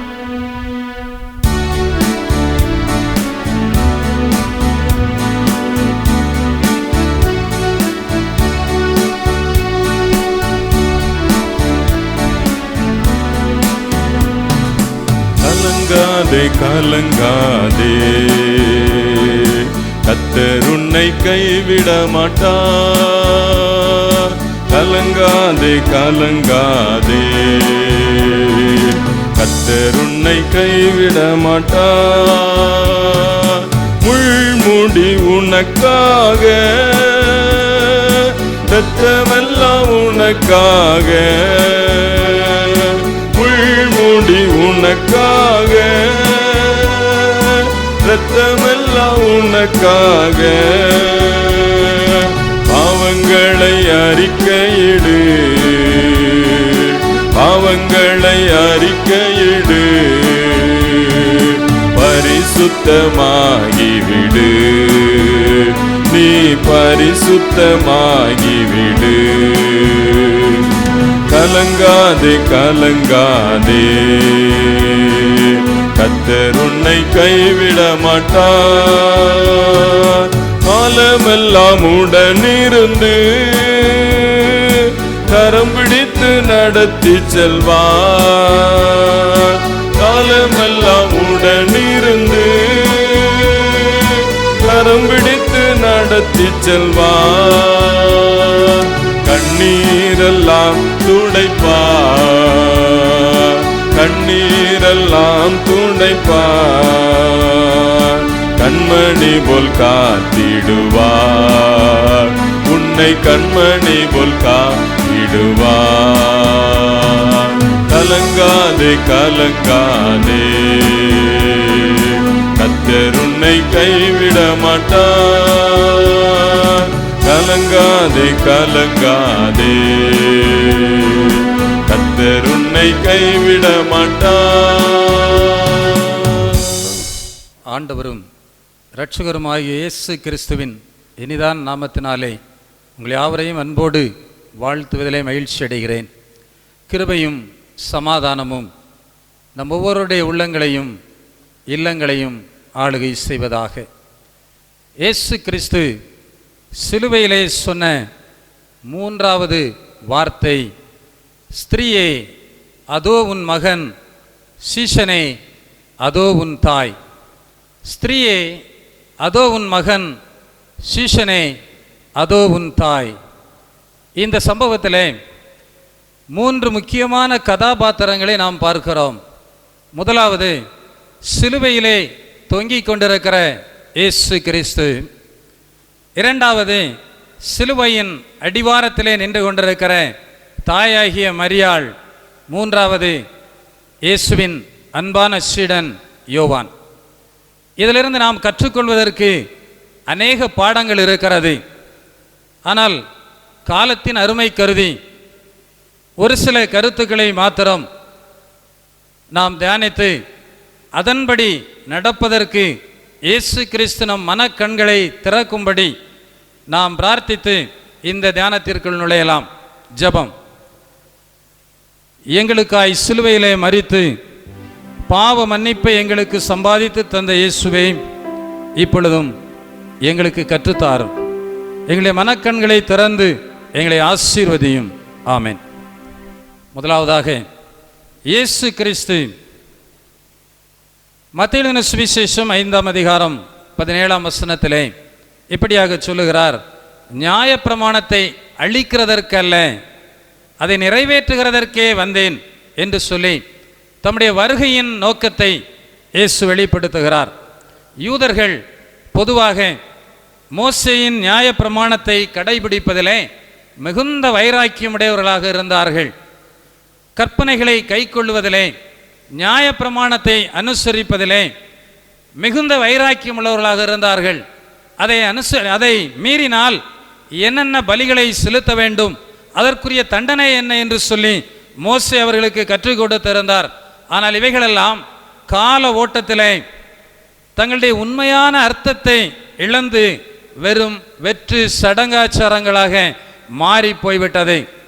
இந்த நிலைமையை மாற்றும்படியாக, நியாயப்பிரமாணத்தின் உண்மையான அர்த்தத்தை மனிதர்களாகிய நமக்கு விளக்கும்படியாக, அதை தம்முடைய வாழ்க்கையிலே அனுபவமாக இயேசு கிறிஸ்து வாழ்ந்து காட்டினார். கற்பனை சொல்லுகிறது, உன் நாட்கள் நீடித்திருப்பதற்கு உன் தகப்பனையும் உன் தாயையும் கனம் பண்ணுவாயாக. இது வாக்குத்தத்தமுள்ள முதலாம் கற்பனையாய் இருக்கிறது என்று சொல்லி வேதம் சொல்லுகிறது. இந்த கற்பனையானது நாளடைவிலே எப்படி மாறி போய்விட்டது என்பதை மார்க் எழுதின சுவிசேஷம் 7ஆம் அதிகாரத்திலே 9ஆம் வசனத்திலிருந்து 13ஆம் வசனம் வரை அடங்கிய பகுதியிலே நாம் பார்க்கலாம். குர்பான் என்பது ஆண்டவருக்கு செலுத்துகிற, கடவுளுடைய சமூகத்திற்கு கொண்டு வரப்படுகிற காணிக்கை என்று சொல்லி நாம் பார்க்க முடியும். ஆனால் யூதர்களுடைய வாழ்க்கை முறையின் மாற்றத்திலே இந்த குர்பான் என்ற காணிக்கையானது எப்படி மாற்றப்பட்டு போயிற்று என்று சொன்னால், வயது முதிர்ந்த பெற்றோர்களை பராமரிப்பதற்கு மனதில்லாமல், அவர்களுக்கு உதவி செய்யாமல், அதற்கு பதிலாக கொஞ்சம் பணத்தை காணிக்கையாக கடவுளுடைய சமூகத்திலே செலுத்திவிட்டால் அந்த குர்பான் என்ற காணிக்கையாக அது ஏற்றுக்கொள்ளப்படும். நீங்கள் தாய் தகப்பனை கவனிக்காவிட்டாலும் பரவாயில்லை, நீங்கள் மன்னிக்கப்படுவீர்கள் என்று சொல்லி பரிசேயர்கள் ஒரு புதிய நடைமுறையை உருவாக்கிவிட்டார்கள். இயேசு இதை தவறு என்று சொல்லி அங்கே கண்டிக்கின்றார். நீங்கள் போதித்த உங்கள் பாரம்பரியத்தினாலே தேவ வசனத்தை அவமாக்குகிறீர்கள் என்று சொல்லி அவர் அங்கே சொல்லுகிறதை பார்க்கிறோம். ஆகவே இயேசு இதை தவறு என்று சொல்லி கண்டித்தார். தாயை, தகப்பனை, பெற்றோரை கூடவே வைத்து நாம் பராமரிக்க வேண்டும். நம்முடைய வாழ்விலே நாம் எப்படி இருக்கிறோம் என்பதை நாம் சிந்தித்து பார்க்க இந்த சம்பவம், இந்த வேளை நம்மை அழைக்கிறது. பெற்றோரை முதியோர் இல்லங்களுக்கு அனுப்பிவிடக் கூடாது. மாதந்தோறும் இவ்வளவு தொகை தருகிறேன் என்று சொல்லி ஒதுக்கிவிடக் கூடாது. வயதான காலத்திலே பெற்றோர்களுக்கு பிள்ளைகளுடைய அன்பும் அரவணைப்பும் தேவைப்படுகிறது. இப்படி நாம் ஒதுக்கி விடுவதுதான் குர்பான். இயேசு தம்முடைய இறுதி வேளையிலே கூட அங்கே தம்முடைய தாயை, இனி தம்முடைய தாய்க்கு இங்கே ஆதரவில்லையே என்று சொல்லி தமக்கு அன்பான சீடனிடத்திலே ஒப்படைக்கிறதை இந்த சம்பவத்திலே பார்க்கிறோம். இரண்டாவது மரியாள். சிலுவையின் அடிவாரத்திற்கு வருவதற்கு எல்லோரும் பயந்து ஓடிவிட்டார்கள். இயேசுவோடு நெருங்கி பழகிய சீடர்கள் வரவில்லை, நண்பர்கள் வரவில்லை, சுகம் பெற்றவர்கள் வரவில்லை, நன்மையை அனுபவித்தவர்கள் வரவில்லை. இதுதான் உலகம். நாம் நல்லா இருக்கும்போது நிறைய பேர் நம்மை தேடி வருவார்கள். கஷ்டம் வருகிற போது யாரும் எட்டி பார்க்க மாட்டார்கள். இங்கேயும் அதுதான் நடைபெறுகிறது. இங்கேயும் அதுதான் நடைபெறுகிறது. இயேசுவை விட்டு அனைவரும் சென்று விட்டார்கள். ஆனால் அந்த தாய் மரியாள், அவள் கண்ணீரோடு வியாகுலத்தோடு இருதயம் குத்தப்பட்டவளாக சிலுவையின் அடிவாரத்திலே வந்து நிற்கின்றாள். ஒரு கவிதை இப்படியாக ஒரு கைக்கு கவிதை சொல்லுகிறது: மகனுக்கு காலில் இரத்தம், தாய்க்கோ இதயத்தில் இரத்தம். ஒரு மகன், அவனுடைய காலிலே அடிபட்டு விடுகிறது, காலிலே இரத்தம் சொட்டுகிறது. அப்போது மகனுக்கு காலிலே இரத்தம், ஆனால் அவனை பெற்ற தாய்க்கோ இதயத்திலே வலி என்று சொல்லி இது சொல்லுகிறது. ஆக தள்ளாத வயதிலே நாம் பெற்றோரை தவிக்க விடுவது அது ஒரு மிகப்பெரிய பாவம் என்பதை நாம் உணர்ந்து கொள்ள வேண்டும். பெற்றோரை கவனிப்பதற்கு பிள்ளைகள் நீயா நானா என்று சொல்லி போட்டி போடக்கூடாது. நாம் முந்திக் கொள்ள வேண்டும். நான் தான் கவனிப்பேன் என்று சொல்லி பெற்றோரை கவனிப்பதற்கு, பெற்றோரை தம்முடைய அருகிலே வைத்துக் கொள்வதற்கு நாம் முந்திக் கொள்ள வேண்டும். அதுதான் ஆசீர்வாதம், அதுதான் ஆசீர்வாதம். இன்றைக்கு உலகையே அச்சுறுத்தி கொண்டிருக்கிற கண்ணுக்கு தெரியாத இந்த கொரோனா வைரஸ், இது எதற்காக வந்தது என்று சொல்லி ஒரு கவிதை வாட்ஸ்அப்பில் வந்தது. அந்த கவிதையில இப்படி 2 வரி: நாம் பெற்றோரை மதிக்க மறந்தோம், இறைவனை துதிக்க மறந்தோம். பெற்றோரை மதிக்க மறந்தோம், இறைவனை துதிக்க மறந்தோம். ஆகவேதான் இவ்வளவு பெரிய தண்டனை இந்த உலகத்திற்கு வந்திருக்கிறது என்று சொல்லி அந்த கவிதை சொல்லுகிறது. ஆக திக்கற்ற நிலையிலே நின்ற மரியாளை ஆண்டவர், திக்கற்றவர்களாக நான் உங்களை விடேன் என்று சொல்லி நம்மை அரவணைத்துக் கொள்ளுகிற ஆண்டவர் ஒருபோதும் நம்மை திக்கற்றவர்களாக விடமாட்டார். நீங்கள் கலங்காமலும் பயப்படாமலும் இருங்கள், நான் உங்களை திக்கற்றவர்களாக விடேன் என்று சொல்லி அந்த நேசர், அன்புக்குரிய என் இயேசு நம்மை அரவணைத்து நம்மை பாதுகாப்பார். மூன்றாவது அன்பான சீடன் யோவான். அவனிடத்தில் இயேசு கிறிஸ்து சொல்லுகிறார்: சீஷனே, அதோ உன் தாய். அவன் உடனடியாக ஏற்றுக்கொண்டான், உடனடியாக ஏற்றுக்கொண்டான். யோவானுக்கும் மரியாளுக்கும் இடையிலே ஒரு புதிய உறவு ஆரம்பமாகிறது. அவர்களுக்குள்ளே இரத்த சம்பந்தமான உறவு இல்லை, தாயும் மகனும் இல்லை. ஆனால் இயேசுவை பின்பற்றுகிற ஒவ்வொரு மனிதனும் ஒரு புதிய உறவுக்குள்ளாக இணைக்கப்படுகிறான். அதுதான் நாம் கற்றுக்கொள்ள வேண்டிய மூன்றாவது பாடமாக இருக்கிறது. ஒரு புதிய உறவை சிலுவை உருவாக்குகிறது. பெற்றோர், பிள்ளைகள், இவர்களை தாண்டி நாம் நேசிக்க கற்றுக்கொள்ள வேண்டும். தேவையில் இருக்கிற மக்களை நேசிக்க கற்றுக்கொள்ள வேண்டும். நம்மால் இயன்ற மட்டும் மற்றவர்களுக்கு உதவி செய்ய ஒரு புதிய பாதையை இயேசு இங்கே உருவாக்கினார். யோவான் ஏற்றுக்கொண்டான். நாமும் தேவையில் இருக்கிற மக்களை, உறவுகளை கடந்து சமுதாய அக்கறையுள்ளவர்களாக, சமுதாயத்தின் மீது கரிசனையுள்ளவர்களாக நாம் ஏற்றுக்கொள்ள வேண்டும். இதுதான் இயேசு காண்பிக்கின்ற புதிய சமுதாயம். ஆகவே நாம் அந்த வகையிலே இந்த மூன்றாவது வசனத்தை நாம் உணர்ந்து கொண்டவர்களாக இருப்போம். இயேசு நம்மை ஆசீர்வதிப்பாராக. ஆமென். தலை தாழ்த்தி நாம் ஜெபிப்போம். ஆண்டவரே, எனக்கு கொடுத்திருக்கின்ற உறவுகளுக்காக நான் நன்றி செலுத்துகின்றேன். இந்த உறவுகளை நான் மதிக்க, இயேசுவை போல நான் வாழ உதவி செய்யும் என்று சொல்லி ஜெபிப்போம். அன்பின் ஆண்டவரே, இந்த வேளையிலும் கூட நீர் உம்முடைய பொறுப்பை நிறைவேற்றினீர். தாய் தந்தையரை பராமரிக்கின்ற நற்பண்பை எங்களுக்கு முன்மாதிரியாக வைத்து சென்றிருக்கிறீர். அந்த பண்பை நாங்களும் பெற்று எங்களுக்கென்று தந்திருக்கின்ற ஆண்டவரே பெற்றோரை கனப்படுத்த உதவி செய்யும். இயேசுவின் மூலம் ஜெபிக்கிறோம் நல்ல பிதாவே, ஆமென்.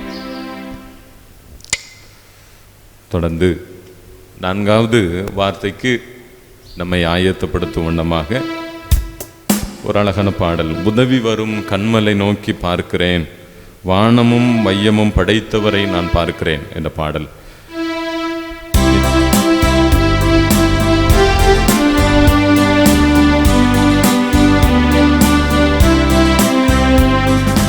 உதவி வரும் கண்மலை நோக்கி பார்க்கின்றேன், வானமும் மையமும் படைத்தவரை நான் பார்க்கின்றேன்.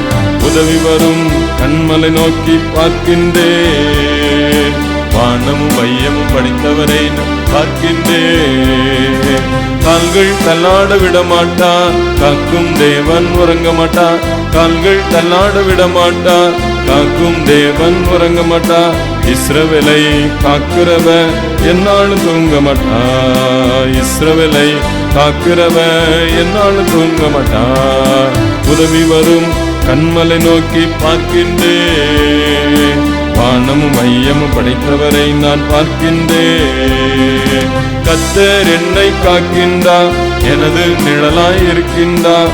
கர்த்தர் என்னை காக்கின்றார், எனது நிழலாய் இருக்கின்றார். பகலினிலும் இரவினிலும் பாதுகாக்கின்றார், பகலினிலும் இரவினிலும் பாதுகாக்கின்றார். உதவி வரும் கண்மலை நோக்கி பார்க்கின்றேன், வானமும் மையமும் படைத்தவரை நான் பார்க்கின்றேன். உதவி வரும் கண்மலை நோக்கி பார்க்கின்றேன், வானமும் மையம் படைத்தவரை நான் பார்க்கின்றேன். கர்த்தராகிய இயேசு கிறிஸ்து சிலுவையில் மொழிந்த 4வது வார்த்தை பரிசுத்த மார்க் எழுதின நற்செய்தி நூல் 15ஆம் அதிகாரம் 34வது வசனம். 9ஆம் மணி நேரத்திலே இயேசு எலோயி எலோயி லாமா சப்தானி என்றும் மிகுந்த சத்தமிட்டு கூப்பிட்டார். அதற்கு என் தேவனே என் தேவனே ஏன் என்னை கைவிட்டீர் என்று அர்த்தமாம். கிறிஸ்துவுக்குள் அன்பானவர்களே, இயேசு கிறிஸ்து கூறின முதல் 3 வார்த்தைகளை நாம் பார்த்தோமேயானால் முதல் 3 வார்த்தைகளும் மக்களுக்கு மன்னிப்பையும் மீட்பையும் பராமரிப்பையும் அருளிய வார்த்தைகளாக இருக்கின்றன. ஆனால் நாம் இந்த 4வது வார்த்தையை பார்க்கும் பொழுது மற்ற 3 வார்த்தைகளை விட சற்று முரண்பட்டதாகவே நாம் காண முடிகிறது. 6ஆம் மணி முதல் 9ஆம் மணி நேரம் வரை அங்கே காரிருள் சூழ்ந்தது என்று நாம் வேதத்திலே வாசிக்கிறோம். இந்திய நேரப்படி சரியாக 12 மணி முதல் 3 மணி வரை இந்த பூமியை அந்தகார இருள் சூழ்ந்து கொண்டது. இந்த வேளையில்தான் இயேசு கிறிஸ்துவை விட்டு இரட்சகரானவர் ஆவியானவர் எடுபட்டு போகிறார். காரணம், இயேசு கிறிஸ்துவின் ஞானஸ்தானத்தின் பொழுது இதே ஆவியானவர் திருமுழுக்கின் பொழுது ஒரு ஒளியை போல ஒரு புறாவின் வடிவத்தில் அவர் மீது இறங்கியதை நாம் பார்க்கிறோம். ஆனால் இந்த காரிருள் சூழ்ந்த நிலையில் அந்த இரட்சகரானவர் இயேசு கிறிஸ்துவை விட்டு எடுபட்டு எங்கிருந்து வந்தாரோ அங்கேயே செல்லுகிறார் என்பதை நாம் காண முடிகிறது. ஜீவ ஒளியும் பாவத்தை பார்க்க விரும்பாதவருமான பரிசுத்தருமான கர்த்தராகிய இரட்சகர் மன்னிப்பையும் மீட்பையும் பராமரிப்பையும் பாவ பலிப்பொருளையாகிய தன்னுடைய மகனையும் இந்த பூமிக்கு விட்டு சென்று பரமேறி சென்று விட்டார். அப்போதுதான் 6ஆம் மணி முதல் 9ஆம் மணி வேளையில் இந்த பூமியை காரிருள் சூழ்ந்தது. எனவே மேலே வான கதவுகளும் வாசல்களும் திறந்தன, ஒளிக்கதிர்கள் பூமியை சென்றடையவில்லை. எனவே தான் பூமி எந்தும் அந்தகாரம் நிகழ்ந்தது. மண்ணிலிருந்து முதலாக உண்டாக்கப்பட்ட அந்த ஆதாம் ஆகிய மனிதன் மூலமாக பாவம் இந்த உலகத்தில் பிரவேசித்தது. பின்பு கன்னி மரியாதை உற்பத்தியாகி ஜீவ ஆவியானவர் ஒரு மனுஷகுமாரனாகிய இயேசு கிறிஸ்து இந்த உடலோடு இந்த பாவத்தை சுமர்ந்து இந்த மண்ணிலே பரிகாரியாக உள்ளார். அடுத்து நாம் மத்தேயுவிலே இந்த வசனத்தை வாசித்து பார்த்தோமேனால் ஏலி ஏலி லாமா சதப்தானி என்று எழுதப்பட்டிருக்கும். காரணம், அந்த வார்த்தையை கேட்ட அங்கு நின்றவர்கள் அந்த சிலுவையின் அடியே பல மதத்தார்களும் பல இனத்தார்களும் நின்று வேடிக்கை பார்த்து கொண்டிருந்தார்கள். அவர் ஏலி ஏலி லாமா சதப்தானி என்று சத்தமிட்டதை கேட்ட சிலர் கூறினார்கள், இவன் எலியாவை அழைக்கிறான் என்று கூறினார்கள். காரணம், ஆபத்து காலத்தில் யூதர்களுடைய பரிகாரியாக எலியா வருவார் என்ற நம்பிக்கை யூத சமயத்தில் இன்று வரை இருக்கிறது. மற்றும் பிற மதத்தார்கள் சிலர் கூறினார்கள், இவன் எலியோஸை அழைக்கிறான் என்று. எலியோஸ் என்றால் சூரியனை குறிக்கும் ஒரு வார்த்தை. சூரிய கடவுளை வழிபடுவர்கள் அங்கு நின்று கொண்டிருந்தார்கள். அவர்கள் கூறினார்கள், இவன் எலியோஸை அழைக்கிறான் என்று. மற்றும் அங்கு நின்ற நூற்றுக்கு அதிபதியோ அவருடைய வார்த்தைகளை கேட்டு அவன் கூறினான், இவர் உண்மையிலே தேவன்குமாரன் என்று கூறினான். இவ்வாறு அந்த சிலுவையின் அடிவாரத்தில் பலர் கருத்தை கூறிக்கொண்டிருந்தார்கள். ஆனால் அந்த இருண்ட சூழ்நிலையில் எதிராளியான வலு சொற்பத்தினுடைய இயேசுனுடைய போராட்டம் அங்கே நடைபெற்று கொண்டிருந்தது. இதற்கு காரணம், ஆதியாமத்திலே குறிப்பிட்டது போல, கன்னியின் வித்துக்கும் உன் வித்துக்கும் நான் பகையை உண்டாக்குவேன், அவர் உன் தலையை நசுக்குவார், நீ அவர் குதிங்காலை நசுக்குவாய் என்ற அந்த வார்த்தை இங்கே நிறைவேறும் வண்ணமாக அவ்வாறு நடைபெற்றது. எனவே தான் 6ஆம் மணி முதல் 9ஆம் மணி வரை பிசாசுக்கும் மனிதகுமாரனுக்கும் ஒரு நெடிய போராட்டமே நடைபெற்றது.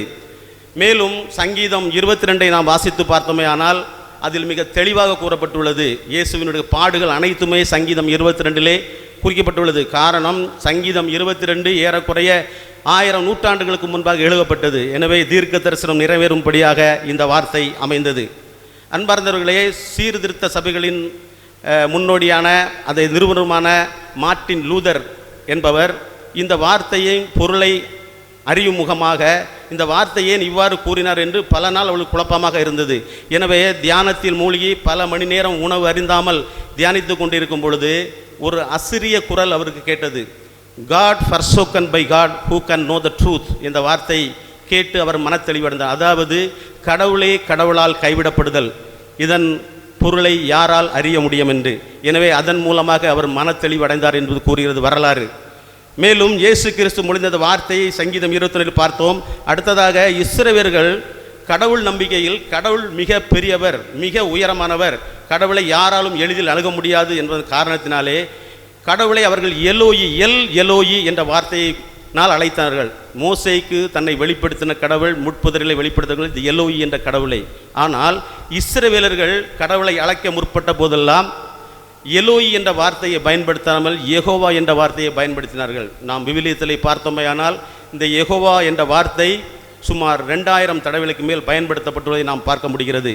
ஆனால் இயேசு கிறிஸ்துவோ எலோய் என்றோ யெகோவா என்றோ அந்த வார்த்தையை பயன்படுத்தவில்லை. மாறாக அப்பா என்ற வார்த்தையை பயன்படுத்தினார். அந்த அப்பா என்ற வார்த்தையின் அர்த்தத்தை நாம் பார்த்தோமேனால் அன்பு, கரிசனை எல்லாம் அந்த அப்பா என்ற வார்த்தையை உள்ளடங்குவதை நாம் காண முடிகிறது. எனவே தான் இயேசு கிறிஸ்து இந்த இடத்தில் என் தேவனே ஏன் என்னை கைவிட்டீர் என்று அழைத்ததினுடைய முரண்பாடான ஒரு கருத்தாக நாம் பார்க்க முடிகிறது.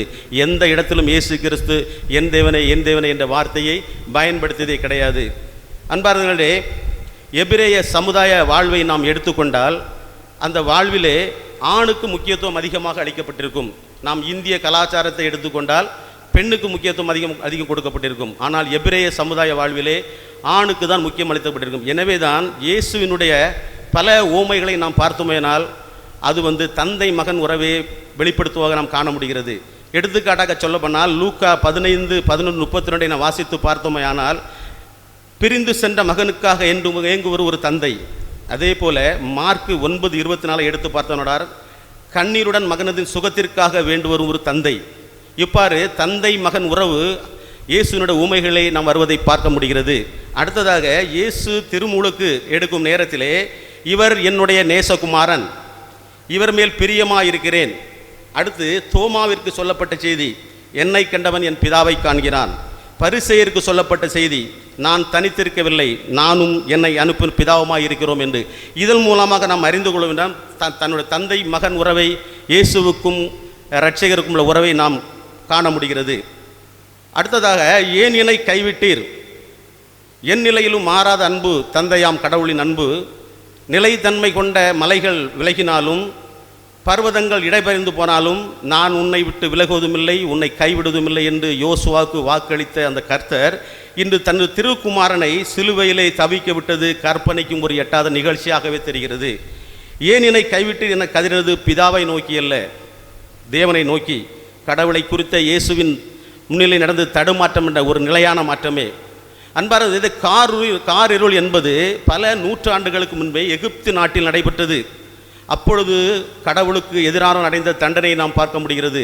அப்பொழுது காரிருள் என்பது கடவுளின் தண்டனை. ஆனால் அதே காரிருள் இந்த சிலுவை பாடுகளில் வரும்பொழுது கடவுளின் தண்டனை நிறைவேற்றப்பட்டது. ஆனால் தண்டிக்கப்பட்டவரோ உலக மீட்பர் இயேசு கிறிஸ்து. அன்பார்ந்தவர்களே, யூத சமுதாயத்தில் மனிதன் பாவத்தை போக்க வேண்டும் என்றால் 2 ஆடுகள் தேர்ந்தெடுக்கப்படுமாம்.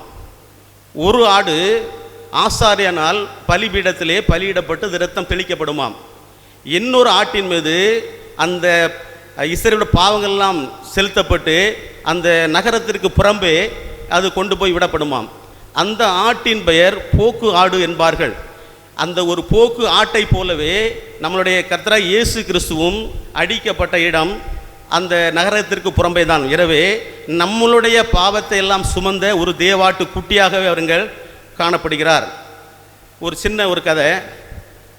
ஒரு ஊரில் ஒரு ரயில்வே கேட் கீப்பர் ஒருத்தர் இருந்தார். அவருக்கு பணி எங்கன்னாக்கி கடலில் வந்து ரயில்வே தண்டாளத்தை கடந்து செல்லும் பொழுது அந்த ரயில்வே தண்டை தூக்கி காக்கணும். கப்பல் போனோடனே ரயில்வே தண்டாளத்து கீழே இருந்தால் அவர் பணி. அவருக்கு ஒரே ஒரு பையன் இருந்தான். ஒரு நாள் என்ன பண்ணா, அந்த பையன் நானும் வர்றேன், ஸ்கூல் லீவுப்பா, நானும் உங்கள் கூட வர்றேன் அப்படின்ட்டான். சரின்னு கூப்பிட்டு போயிட்டார். கூப்பிட்டு போனோடனே அவன் அங்கே நின்றுட்டு இருந்தான். அதே மாதிரி கப்பல் வந்துச்சு. ஒரு சுவிட்ச் ஆன் பண்ணோடனே அந்த இது ஓப்பன் ஆச்சு. ஓப்பன் ஆனோடனே பையன் சொன்னால் நான் மேலே போய் ஏறி கப்பலுடைய அழகை பார்க்கணும் அப்படின்னு ஆசைப்பட்டான். சரி, பையன் ஆசைப்படான்னு அனுப்பிட்டார். இவன் மேலே ஏறி பார்த்துட்டு இருந்தான். இது நடந்துருக்கும்போது கப்பல் வந்து கிராஸ் ஆகிட்டு, கிராஸ் ஆனால் திடீர்னு அவருக்கு ஒரு மெசேஜ் வருது. அங்கேருந்து ஒரு 1000 வருத்தை ஏற்றிட்டு ஒரு ரயில் வண்டி வந்துட்டுருக்கு, நீங்கள் உடனே அதை கீழே இறக்குங்க, இம்மிடியட்டாக அனுப்புங்க, இல்லைனாக்கி 1000 வரம் கடலில் விழுந்து இறந்துருவாங்க அப்படின்னாக்கி மணி பொழுது. அவர் கத்தி பார்க்குறாரு, பையனை கூப்பிட்றாரு, பையனுக்கு அது கேட்கல. அவருக்கு முடிவெடுக்க முடியல. ஆனால் இருந்தாலும் அந்த நேரத்தில் என்ன பண்ணால் பட்டன் அழுத்திட்டார். அழுத்தினோட அந்த 2 தண்டவாளம் நடுவில் அந்த பையன் சிக்கி அந்த எலும்புகள்லாம் நொறுக்கப்பட்டு சதைகள்லாம் கிழிக்கப்பட்டு ரயில் கடந்து செல்லுது. ரயில் பணிகள்லாம் அவருக்கு பயணிகள் அவர் கை காட்டுறாங்க, ரொம்ப நன்றின்னு மகிழ்ச்சியை தெரிவிக்கிறாங்க. ஆனால் அவர் உள்ள வந்து வேதனை அடைஞ்சி. ஆனால் இருந்தாலும் அந்த 1000 பயணிக்காத தன்னுடைய மகனை பள்ளிச்சதை அவர் வந்து பெருசாக எடுக்கல. அதே போல தான் இந்த உலகத்தில் நமக்காக, நம்மளுடைய பாவத்துக்காக தன்னுடைய ஒரே மகனை பிதா கைவிட்டார். அன்பார்ந்தவர்களே, இந்த கைவிட்டப்பட்டதின் பலன் என்ன அப்படின்னாக்கி, முன்பு நமக்கும் கடவுளுக்கும் இடையிருந்த ஒரு திரைச்சிலை கிழிக்கப்பட்டு நாம் அவருடைய ஒப்பராகிட்டோம். அடுத்ததாக தந்தை தன் உறவில் ஒரு 3 மணிவரம் பிரிவினை தாங்காத இயேசு கிறிஸ்துவ உறவின் மேன்மைக்கும் ஒரு எடுத்துக்காட்டாக விளம்புகிறார். அன்பார்களே, எனவே நாம் அவரிலும் அவர் நம்மிலும் நிலைத்திருப்பதே நாம் அடைய வேண்டிய ஒரு புது திருஷ்டியின் பலன். கர்த்தர் தாமே இந்த வார்த்தைகளை ஆசீர்வதிப்பாராக. ஆமென். தலை தாழ்த்துவோம். பிதாவானவர் இந்த உலகத்திற்காக தன் குமாரனை கைவிட்டார். கைவிட்டு உங்களையும் என்னையும் ஆண்டவர் மீட்டெடுத்திருக்கின்றார். ஆண்டவரே, நீர் எங்களுக்கு எந்த அளவில் நேசிக்கிறீர் என்பதை நான் அறிந்து கொண்டேன் ஐயா. நான் உம்மை விட்டு பிரிந்து செல்லாதபடி என்னை காத்துக்கொள்ளும் என்று சொல்லி ஜெபிப்போம். அன்பின் ஆண்டவரே, என் தேவனே, என் தேவனே, என்னை கைவிட்டீர். ஆண்டவரே, எங்களுக்காக உங்க குமாரனை நீங்க கொடுத்தீங்கப்பா. அதை நாங்கள் நினைத்து நன்றி உள்ளவர்களாக நாங்கள் காணப்பட உதவி செய்யும். மீட்பர் இயேசுவின் மூலம் ஜெபிக்கிறோம் எங்கள் ஜீவனுள்ள நல்ல பிதாவே, ஆமென். தொடர்ந்து நாம் 5வது வார்த்தைக்கு ஆயத்தமாக ஜெபத்தோட்ட ஜெயகீதங்களிலே 119வது பாடல், அன்பே கல்வாரி அன்பே உம்மை பார்க்கையில் என் உள்ளம் உடையுதப்பா என்ற பாடலை நாம் சேர்ந்து நாம் பாடுவோம்.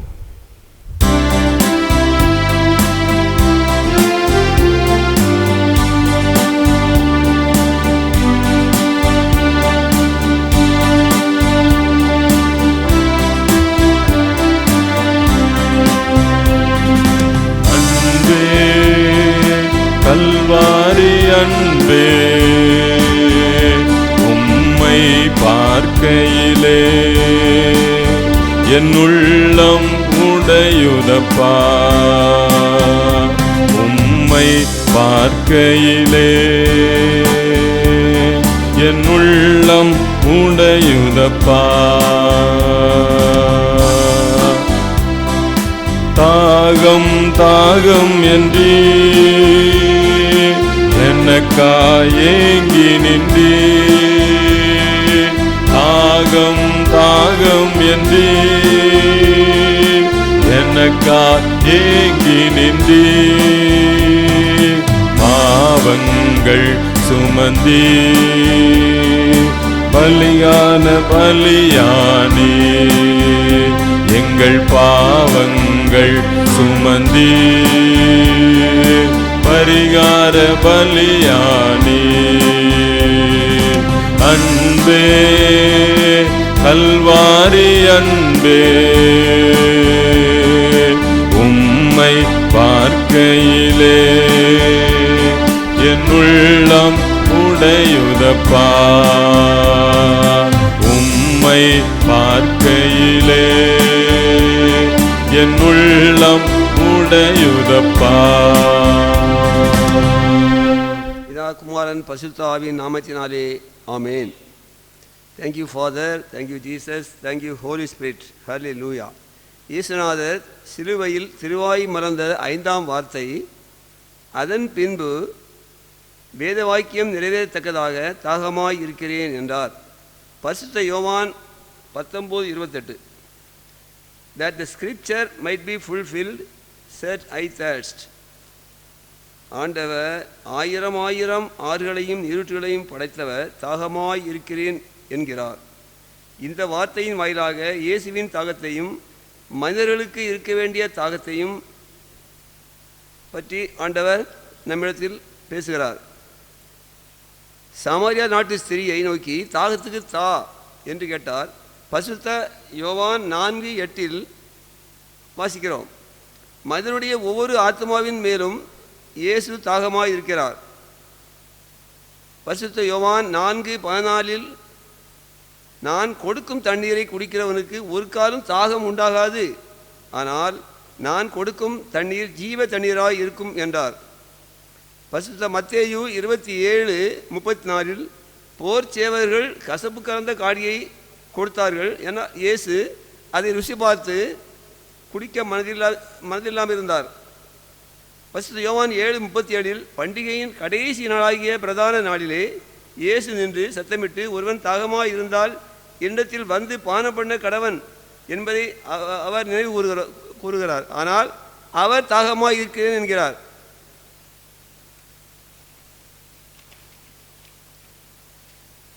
ஏழைக்கு இறங்கிறவன் கர்த்தருக்கு கடன் கொடுக்கிறான். பரிசுத்த மத்தேயு 25ஆம் அதிகாரம் 35-40 வரை, பசியாய் இருந்தேன், எனக்கு போஜனம் கொடுத்தீர்கள். தாகமாய் இருந்தேன், என் தாகத்தை தீர்த்தீர்கள். அந்நியனாய் இருந்தேன், என்னை சேர்த்து கொண்டீர்கள் என்று மிகவும் சிறியனாகிய என் சகோதரனான இவர்களில் ஒருவருக்கு நீங்கள் எதை செய்தீர்களோ அதை எனக்கே செய்தீர்கள். ஊழியக்காரர்களின் தேவையையும் ஊழியத்தின் தேவையையும் நாம் சந்திக்கும் போது இயேசுவின் தாகத்தை தீர்க்கிறவர்களாக நாம் காணப்படுகிறோம். அடுத்தது, என் ஆத்மா தேவன் மேல் தாகமாய் இருக்கிறது. சங்கீதம் 42 மானானது நீரோடைகளை வாஞ்சித்து கதறுவது போல, தேவனே என் ஆத்மா உம்மை வாஞ்சித்து கதறுகிறது. ஆம், நம் ஆத்மா தேவன் மேல் தாகமாய் இருக்க வேண்டும். ஆண்டவரின் முகத்தின் சாயலும் அவரின் சமூகமும் தான் நம்முடைய தாகத்தை பூர்ணமாக தீர்க்க முடியும். நீதியின் மேல் தாகம் என்று சொல்கிறார். நமக்கு இருக்க வேண்டிய இன்னொரு தாகத்தை பரிசுத்த மத்தேயு 5:6 வாசிக்கிறோம். நீதியின் மேல் பசிதாகம் உள்ளவர்கள் பாக்கியவான்கள், அவர்கள் திருப்தி அடைவார்கள். 4வது, வசனத்தின் மேல் தாகம். ஆமோஸ் 8ஆம் அதிகாரம் 11ஆம் வசனம், இதோ நான் தேசத்தின்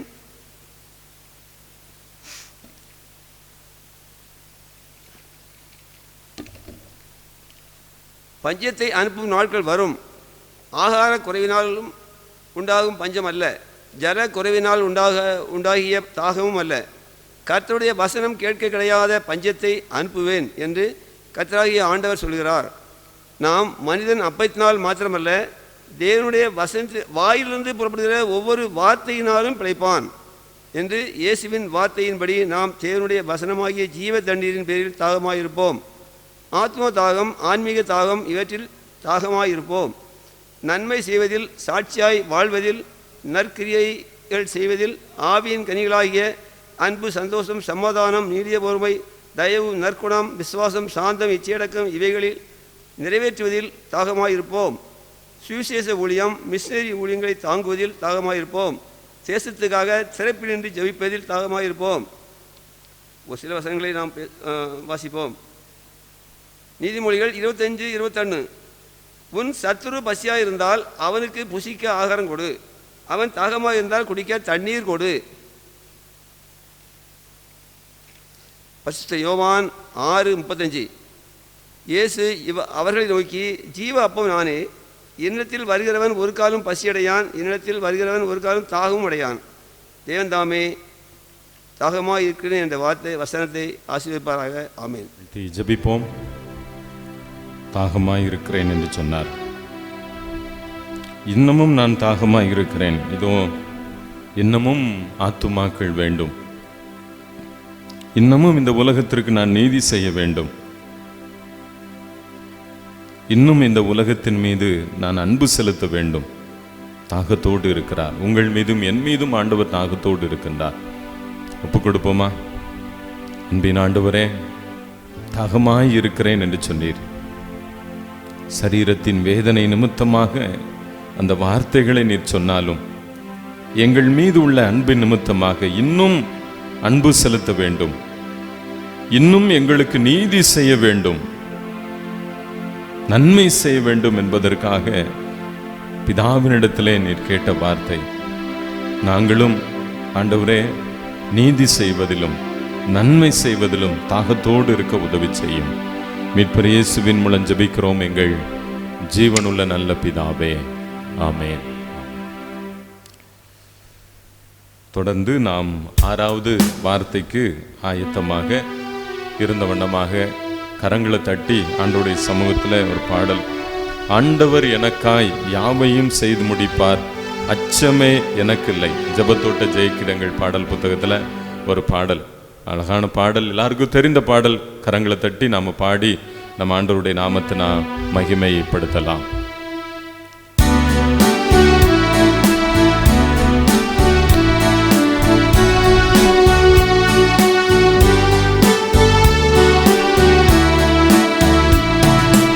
ஆண்டவர் எனக்காய் யாவையும் செய்து முடிப்பார், அச்சமே எனக்கில்லை. ஆண்டவர் எனக்காய் யாவையும் செய்து முடிப்பார், அச்சமே எனக்கில்லை. என்னை நடத்தும் இயேசுவினாலே எதையும் செய்திடுவே. என்னை நடத்தும் இயேசுவினாலே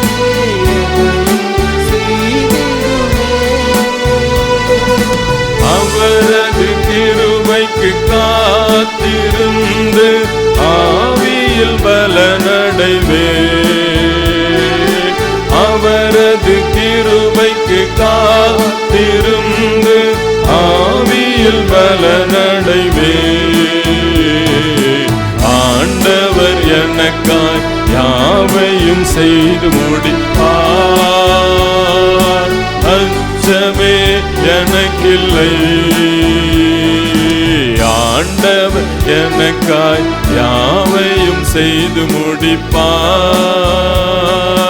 அச்சமே எனக்கில்லை. ஜெபிப்போம். அன்புள்ள ஆண்டவரே, இந்த நல்ல நேரத்தை தந்த தயவுக்காக உங்கள் கோடாகோடு சோசம் செலுத்தணும் சுவாமி.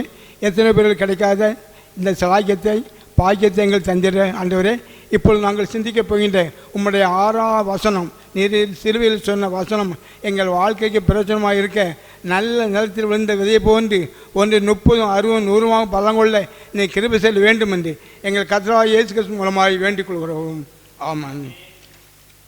சிந்திக்க வேண்டிய 6ஆம் வசனம் யோவான் எழுதின சுவிசேஷம் 19ஆம் அதிகாரம் 30ஆம் வசனம். இயேசு சுவாமி சிலுவையில் விழுந்த 6வது வசனம். இயேசு காடியை வாங்கின பின்பு முடிந்தது என்று சொல்லி தலையை சாய்த்து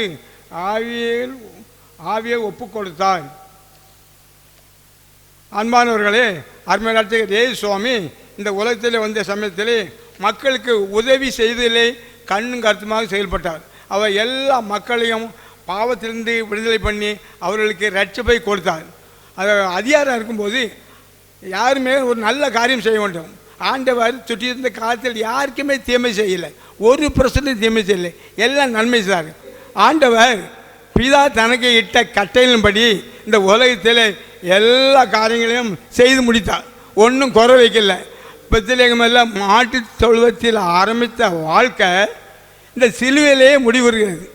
சிலுவையிலேயே ரத்தம் சிந்தி ஆண்டவர் நமக்காக பாடுபட்டு உயிர் விட்டு அடக்கமானப்பட்டு 3 நாள் உயிர் தெழுந்தார். ஆகவே ஆண்டவர் உலகத்தில் இருக்கும்போது நன்மை செய்வராக இருந்தார். அவர் நமக்காக பாடுபட்டார், நமக்காக எல்லா உதவியும் செய்தார். அவருடைய சிலுவை வசனங்கள் நமக்கு நல்ல பிரயோஜனமாக இருக்கு. நம்ம யாருமே மறந்துடக்கூடாது. அது மட்டும் இல்லை, தீர்க்க தரிசனங்கள் நிறைவேறும் மொழியில் சொன்னார். அதாவது நமக்கு மோசே முதல் மலியாவோட தீர்க்க தரிசனம் பைபிளில் சொல்லியிருக்காங்க. அந்த வசனங்களை எல்லாம் ஆண்டவர் வாழ்க்கையில் நிறைவேற்றி. அதுபோல் ஆண்டவரை ஒருவன் ஈட்டியால் குத்தினான், ஒரு போர் சேவன். அவன் ஒத்தகண்ணை, அவன் பேர் லாங்கினஸ்ன்னு பேர். குத்தின உடனே அங்கேருந்து ரத்தமும் டேஷ் வந்து நம்ம கேட்டோம்னா பிள்ளைகள்னு சொல்லுவாங்க, ரத்தமும் தண்ணீரும் வந்துன்னு சொல்லிடுவாங்க, ஃபில்லப் பிளாங்க்ஸ்னா. அப்படி வந்து அந்த ஒத்த கண்ணுடைய கண்ணில் இருந்து ஒரு சொட்டு ரத்தம் விழுந்தான். உடனே அவன் கண் திறக்கப்பட்டு பார்வை அடைஞ்சி ஆண்டவருக்கு பின் சென்று அவன் இரத்த சாட்சியாக மரிப்பான் என்று ஒரு வரலாறு கூறுகிறது. ஆகவே ஆண்டவர் இந்த உலகத்தில் வந்து நமக்காக வந்தார், நம்முடைய பாவத்தை போக்குவதற்காக வந்தார். யாருமே மறுக்க முடியாது. ஆண்டவர் காட்டுகிற வழியில் நம்ம சென்றால் ஆண்டவர் எல்லா வித ஆசீர்வாதம் தருவார். ஏசாயா 53:5 பார்த்தா அவர் காயப்பட்டு நொறுக்கப்பட்டு நமக்காக சிந்தினார்னு சொல்கிறோம். ஆண்டவர் நமக்காக தான் எல்லாம் பாடுபட்டிருக்காரு, வேறு யாருக்காம இல்லை. அவன் ஆண்டவர் இந்த உலகத்தில் வாழும்போது எல்லா நன்மை, அந்த ஏழைகளுக்கு நல்ல சோத்தை கொடுத்தார், அந்த கையில்லாமல் கையை கொடுத்தார், காலில் அவனை நடக்க செய்தார், கண்ணில் அவனை கண்ணை கொடுத்தார். எல்லாம் எவ்வளவு செய்யணுமோ அவ்வளவு நன்மை செய்து ஒருவருக்கும் தீமை செய்யலை. வியாதியாக இருந்தவர்கள் சோத்தை கொடுத்தார், இறந்தவர்கள் உயிரோடு எழுப்பினார். காணாதவர் கல்யாணத்திலே திராட்சரசம் குறைஞ்சி போய் தண்ணீரை திராட்சரசமாக மாற்றினார். ஆகவே அன்பான சபையோரே, இங்கே எல்லோரும் ஆண்டவர் காட்டிய அந்த 7 வசனங்கள் நமக்கு முக்கியமான வசனம். அதாவது சொல்லும்போது முடிந்தது என்ற தமிழ் வார்த்தை, ஆங்கிலத்தில் சொல்லணும்னா இட் இஸ் ஃபினிஷ்டு, அதில் கிரேக்கத்தில் சொல்லணும்னா டெஸ்ட்லெஸ்டாயின்னு ஒன்று இருக்குது. ஆகவே ஆண்டவர் சொல்ல வசனங்களை வாழ்க்கையிலே நம்ம ஏற்றுக்கொண்டு அவருக்காக பாடுவோம். நமக்கு நல்ல சந்தர்ப்பம் ஆண்டவர் நம்மளை சிந்திக்க தந்திருக்கின்றார். ஆண்டவர் வழியில் சென்றால் ஆண்டவர் நமக்கு எல்லா வாழ்க்கையும் ஆசீர்வதித்து நல்லது செய்வார். ஆண்டவர் நம்ம எல்லோரும் ஆசீர்வதிப்பாராக. ஆமாம். ஜெபிப்போம். முடிந்தது மற்றொரு வாழ்வுக்கு ஆரம்பம், மற்றொரு வாழ்வுக்கு ஆரம்பம். அந்த வாழ்விலிருந்து ஆண்டவர் உங்களையும் என்னையும் நியாயம் தீர்க்க வருகின்றார். அதற்காக இந்த உலகத்தில் அவர் வாழ்ந்த காலங்கள் முடிந்தது என்று சொன்னார். ஆண்டவரே, அந்த நியாய தீர்ப்பு நாளில் எங்களை நீர் ஏற்றுக்கொள்ளும் என்று சொல்லி ஆண்டவரிடத்தில் ஜெபிப்போம். அன்பு நிறைந்த தந்தையே, இந்த வேளையில் கூட உடைய பிரியகுமாரன் சொன்ன வார்த்தைகளுக்காக நன்றி செலுத்துகிறோம். ஆண்டவரே, வரப்போகிற ராஜாதி ராஜருடைய ஆண்டவரே அந்த நியாய தீர்ப்பு நாளிலே உடைய சமூகத்தில் நிலை நிற்பதற்கு எங்களுக்கு உதவி செய்யும். மீட்பர் இயேசுவின் மூலம் ஜெபிக்கிறோம் எங்கள் ஜீவனுள்ள நல்ல பிதாவே, ஆமென்.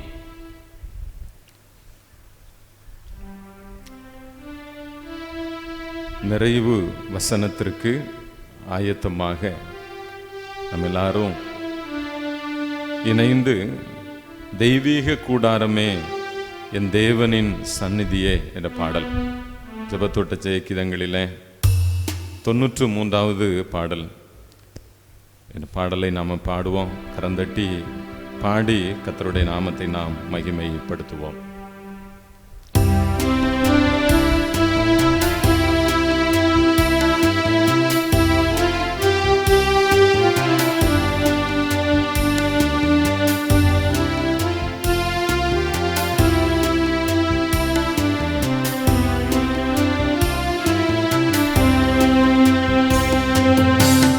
தெய்வீக கூடாரமே, என் தேவனின் சந்நிதியே, தேடி ஓடி வந்தோ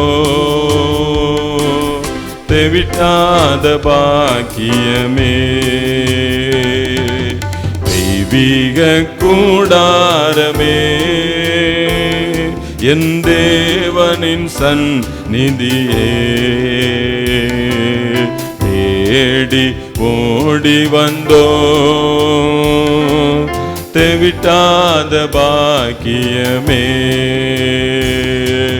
மகிமை மகிமை மாட்சிமை மாறா என் நேசருக்கே. மகிமை மகிமை மாட்சிமை மாறா என் நேசருக்கே. அப்பா என் சமூகத்தின் அப்பங்கள் நாங்கள் ஐயா, அப்பாவும் சமூகத்தின் அப்பங்கள் நாங்கள் ஐயா.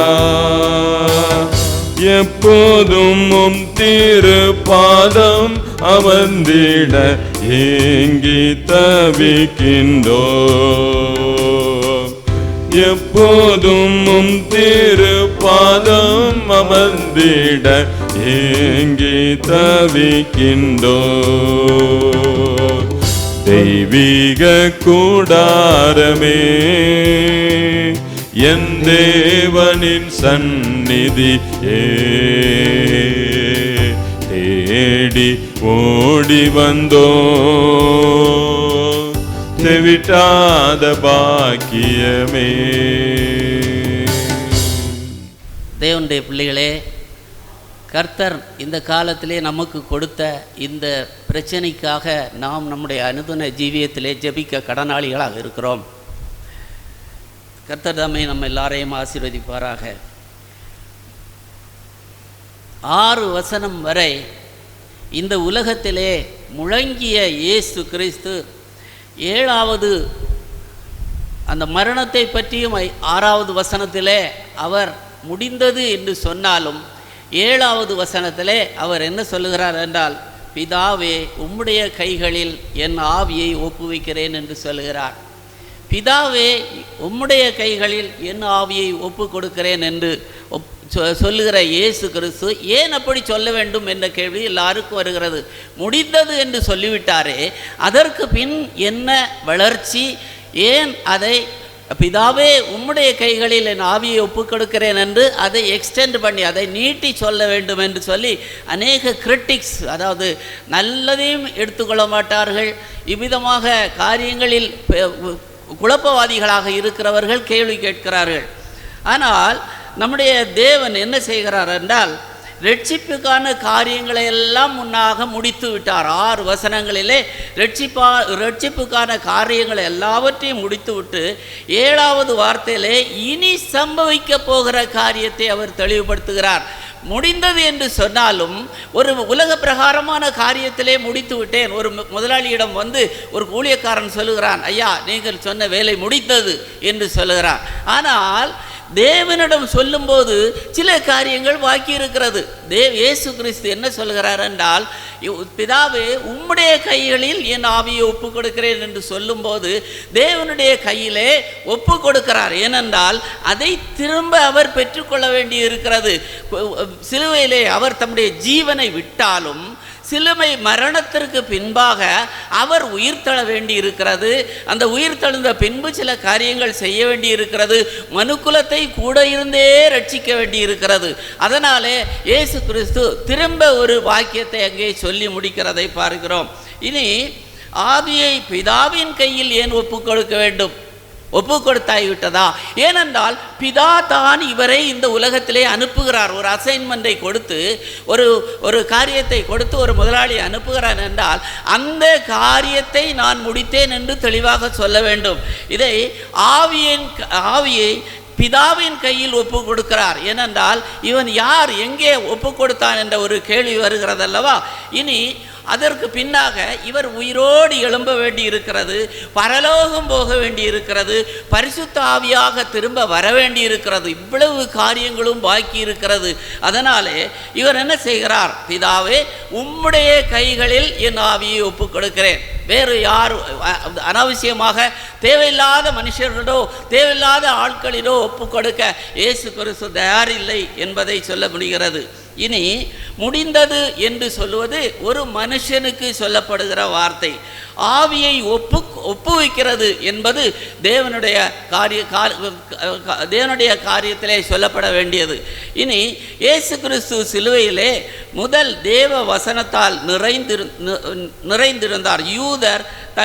யூதர் தாய்மார்களின் போதனை என்னவென்றால், சிறு பிள்ளையாக இருக்கும்போதே இப்படி இருக்க வேண்டும் என்று சொல்லி போதிப்பார்கள். அதைத்தான் இயேசு கிறிஸ்து தன்னுடைய வீட்டிலே இருக்கும்போது தன்னுடைய தந்தையாகிய யோசேப்புக்கு அந்த ஆசாரி வேலையிலே உதவி செய்யும் போது கூட இயேசு கிறிஸ்து அந்த காரியங்களெல்லாம் கற்று தேர்ந்தவராக இருந்தார்.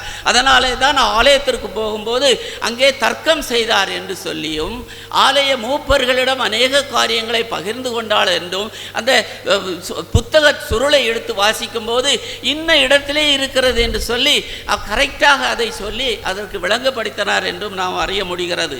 இனி சாத்தான் சோதிக்கிறான். முதலாவதாக இயேசுவை சாத்தான் சோதிக்கும் போது அந்த சாத்தானை இப்படி என்று சொல்லாமல் அவர் தேவ வசனத்தை கொண்டு சாத்தானை வெல்வதை பார்க்கிறோம். இந்த உலகத்திலே நாம் சாத்தானை வெல்வதற்கு பேராயுதங்கள் போராயுதங்கள் எதுவும் தேவையில்லை. இயேசுவின் வசனமே போதுமானது என்று இயேசு கிறிஸ்து நமக்கு போதிக்கிறவராக இருக்கிறார். இனி சிலுவையில் இயேசு கிறிஸ்துவின் சிந்தையை இரத்த சாட்சிகள் படிக்கிறதை நாம் பார்க்கிறோம். ஏனென்றால் இயேசு கிறிஸ்து காலத்துக்கு பின்பாக சேவானை பிடித்து கொண்டு ஜெயிலே போடுகிறார்கள். சேவான் தேவதூஷணம் சொன்னான் என்று சொல்லி அவனுக்கு எதிராக காரியங்களை கொண்டு வரும்போது அவன் என்ன செய்கிறான்? வானம், அவன் கல்லெறிப்பட்டு சாகும்போது சேவான் என்ன சொல்கிறான்? வானம் திறந்திருக்கிறதையும் தேவ தூதர்களும் மனுஷகுமாரனும் அங்கே இருக்கிறதையும் நான் பார்க்கிறேன் என்று விதமாக சொல்கிறார். இந்த மனுஷ கண்களுக்கு இயேசு என்ன செய்கிறார்? உயிரூட்டுகிறவராக இருக்கிறார். சேவானின் கண்கள் பயப்படவில்லை, சேவானின் உயிர் பயப்படவில்லை, சாவதற்கு அவன் எந்த பயமும் செய்யவில்லை. ஏனென்றால் அவன் பார்வை மேலாக இருக்கிறது. அவன் பார்வையிலே இயேசு கிறிஸ்து தன்னை காட்டிக்கொண்டே இருக்கிறார். அங்கே தேவதூதர்கள் போவதும் வருவதுமாக இருக்கிறார்கள். அதனாலே எனக்கு பயமில்லை என்று சொல்லி பயத்தை போக்குகிற ஒரு மருந்தாக இயேசு கிறிஸ்துவின் அந்த தோற்றம் தெரிகிறதை பார்க்கிறோம். இனி தேவனுடைய மனுஷர் சொல்லும்போது என்ன சொல்கிறார் என்றால், மலைகள் விலகினாலும் பர்வதங்கள் நிலை பெயர்ந்தாலும் என் கிருபை உனக்கு போதும் என்று சொல்லி விதமாக வசனம் சொல்லுகிறது. இவ்விதமான உலகத்திலே என்ன மனுஷனுக்கு வரும், என்ன மாதிரியான சூழ்நிலைகளை அவன் சந்திக்க வேண்டியது வரும் என்பதை இயேசு கிறிஸ்து விளக்கி சொல்லும்போது, மலைகள் விலகினாலும் உன் பக்கத்தில் மலைகள் வந்திருந்து அவைகள் விலகினாலும் பர்வதங்கள் நிலை பெயர்ந்தாலும் என் கிருபை உன்னை விட்டு விலகாமலும் உன்னை கைவிடாமலும் இருக்கும் என்று விதமாக சொல்லுகிறதை பார்க்கிறோம். விதம் என்றால் இயேசு கிறிஸ்து மனுஷனோடு கூட ஒரு பெரிய உடன்படிக்கை, உன்னை விட்டு நான் போக மாட்டேன், உன்னை கைவிட மாட்டேன் என்று சொல்லி நமக்கு யார் சொல்வார்கள்? இயேசு கிறிஸ்து அதை சொல்லி வைத்திருக்கிறார். நீதிமான் மரிப்பது போல நான் மரிப்பேனாக என்று பிலேயாம் விரும்பினார். பிலேயாம் பழைய ஏற்பாடை பார்க்கும்போது இந்த நீதிமான் மரிப்பது போல நான் மரிக்க வேண்டும் என்று சொல்லி அவன் விரும்புகிறான். ஆனால் அவனுடைய முடிவு என்னாச்சு? பயங்கரமான முடிவாச்சுது. ஆனால் மனுஷனுடைய விருப்பம் நல்லது தான். டெத் பெட் என்று சொல்லுவார்கள். மரண படுக்கையிலே இருக்கும்போது மனுஷன் எல்லாம் ஒரு பாட்டை போடுங்க, எனக்கு இன்பமாக இருக்கட்டும், ஒர்க்மேன்ஸ் பாட்டை போடுங்க, அதை போடுங்க, இதை போடுங்க, எல்லாம் போடுங்க, என்னை சந்தோஷப்படுத்தட்டும் என்று. ஆனால் நீ வசனத்தை கைவிட்டால், இல்லை என்றால் நீ மோட்ச ராஜ்யத்திற்கு உகந்தவனாக மாறாவிட்டால் ஐயோ என்பதைத்தான் இயேசு கிறிஸ்துவோடைய கூற்றுகள் எல்லாம் சொல்லுகிறது. மாதிரியை வைத்துவிட்டு போனார் என்று வேதவசனம் நமக்கு சொல்லுகிறது. கர்த்தர் நம்மை ஆசீர்வதிப்பார், கர்த்தர் நம்மோடு இருக்க வேண்டும், கொரோனாவுக்கு பயப்படாதீர்கள், நம்மோடு இருப்பவர் வல்லவர் என்பதை வசனங்கள் நமக்கு சொல்லுகின்றன. வசனங்களை பிடிப்போம், தேவ ஆசீர்வாதம் பெறுவோம். கர்த்தரை உமது மேலான கிருபையை எங்களுக்கு காட்டும் ஐயா, கிருபையா இறங்கி எங்களை ஆசீர்வதியும். கொரோனா அல்ல தகப்பனே, அதை விட எந்த பெரிய மலைகள் வந்தால் கூட நாங்கள் பயப்படாதிருக்கும்படி உமது வசனங்கள் எங்களுக்கு போதிக்கிறதை ஆண்டவரே நாங்கள் அறிந்து உணர்ந்து அதற்கு பாத்திரவான்களாக நடந்து கொள்ள நீர் கிருபை செய்யும். கர்த்தர் சுவாமி ஆமென். கிறிஸ்துவுக்குள் அன்பானவர்களே, இந்த நாளிலும் கூட ஆண்டவர் நமக்கு சிலுவையிலே சொன்ன 7 வார்த்தைகளை குறித்து தியானிப்பதற்கு இந்த நேரத்தில் ஆண்டவர் நமக்கு உதவி செய்தார். 7 நபர்களை ஆண்டவர் இந்த வருஷத்தில் நம்முடைய ஆலயத்தில் ஆண்டவர் தெரிந்தெடுத்து இந்த நாளின் வார்த்தைகளை நம்மோடு கூட அவர்கள் நிமித்தமாக பகிர்ந்து கொள்ள கர்த்தர் உதவி செய்தார். முதல் வார்த்தை பேசின அன்பு சகோதரி, ஜெருசலேமுக்காக நான் நன்றி செலுத்துகிறேன், ஆண்டவர் அவர்களை ஆசீர்வதிப்பாராக. 2வது வார்த்தை பேசின அன்பு சகோதரர் ஸ்டான்லின் அவர்களையும் கர்த்தர் ஆசீர்வதிப்பாராக. 3வது வார்த்தைகளை பேசிய திரு ஜி ஜெயக்குமார் ஆசிரியர் அவர்களையும் கர்த்தர் நடத்துவாராக. 4வது வார்த்தை பேசின அன்பான சகோதரர் திரு எஸ் வில்சன் ஆசிரியர் அவர்களையும் கர்த்தர் நடத்துவாராக. 5வது வார்த்தையை பேசின திரு ஏபி முத்து அவர்களுக்கும் நான் நன்றி செலுத்துகிறேன். 6வது வார்த்தையை பேசின அன்பான ஐயா திரு சுந்தர்ராஜ் ஆசிரியர் அவர்களுக்கும் நான் நன்றி செலுத்துகிறேன். 7வது வார்த்தையை பேசின அன்பு ஐயா திரு ஜோயல் தம்பிராஜ் அவர்களுக்கும் நான் நன்றி செலுத்துகிறேன். நிச்சயமாக இந்த 7 வார்த்தைகளும் நமக்கு பிரயோஜனமாக இருந்திருக்கும் என்று சொல்லி நான் ஆண்டவருக்குள்ளாக நான் விசுவாசிக்கிறேன். ஆண்டவர் நம்மை ஆசீர்வதிப்பாராக. இந்த ஊரடங்கு சமயங்களில் இந்த 21 நாட்கள் வரைக்கும் நம்ம ஆண்டுடைய சமூகத்தில் நிற்பதற்கு கர்த்தர் நமக்கு பலன் தந்தார். ஆண்டவருக்கு சித்தமானால் வருகின்ற 19ஆம் தேதி ஞாயிற்றுக்கிழமை மீண்டுமாக கர்த்தருடைய ஆலயத்திலே நான் உங்கள் அனைவரையும் சந்திப்பேன் என்பதில் நான் மிகவும் வாஞ்சையோடு கூட இருக்கின்றேன். நிச்சயமாக அந்த ஒரு விடுதலையை நம்முடைய வாழ்க்கையிலே ஆண்டவர் நமக்கு தந்தருளுவாராக. அது மட்டுமல்லாது நம்முடைய குடங்குளம் ஆலயத்திலிருந்து நம்முடைய சேகரத்து ஏழை எளியவர்களை தாங்குவதற்கு இந்த காலங்களிலே கர்த்தர் நமக்கு உதவி செய்தார். கேட்ட மாத்திரத்தில் உதவி செய்த அனைத்து பெரியவர்களையும் அனைத்து நம்முடைய சபையின் மக்கள் எல்லாருக்கும் நான் நன்றி செலுத்துவதில் மிகுந்த கடமைப்பட்டிருக்கின்றேன். இந்த உதவிகளை நாம் இந்த பெரிய வாரத்தில் செய்வதற்கு கர்த்தர் நமக்கு உதவி செய்திருக்கிறார். ஆண்டவருக்கு கனமும் மகிமையும் துதியும் உண்டாவதாக. தொடர்ந்து நாம் ஒரு பாடலை பாடி நம்மை ஆண்டவருக்குள்ளாக அர்ப்பணம் செய்து இந்த ஆராதனையை நாம் நிறைவு செய்வோம். எல்லாருக்கும் தெரிந்த பாடல், குருசினில் தொங்கிய குருதியும் வடிய கொல்கதா மலைதனிலே என்ற பாடலை நாம் பாடி நம்முடைய ஆண்டவருக்கு துதியையும் கனத்தையும் மகிமையையும் நாம் செலுத்துவோமாக.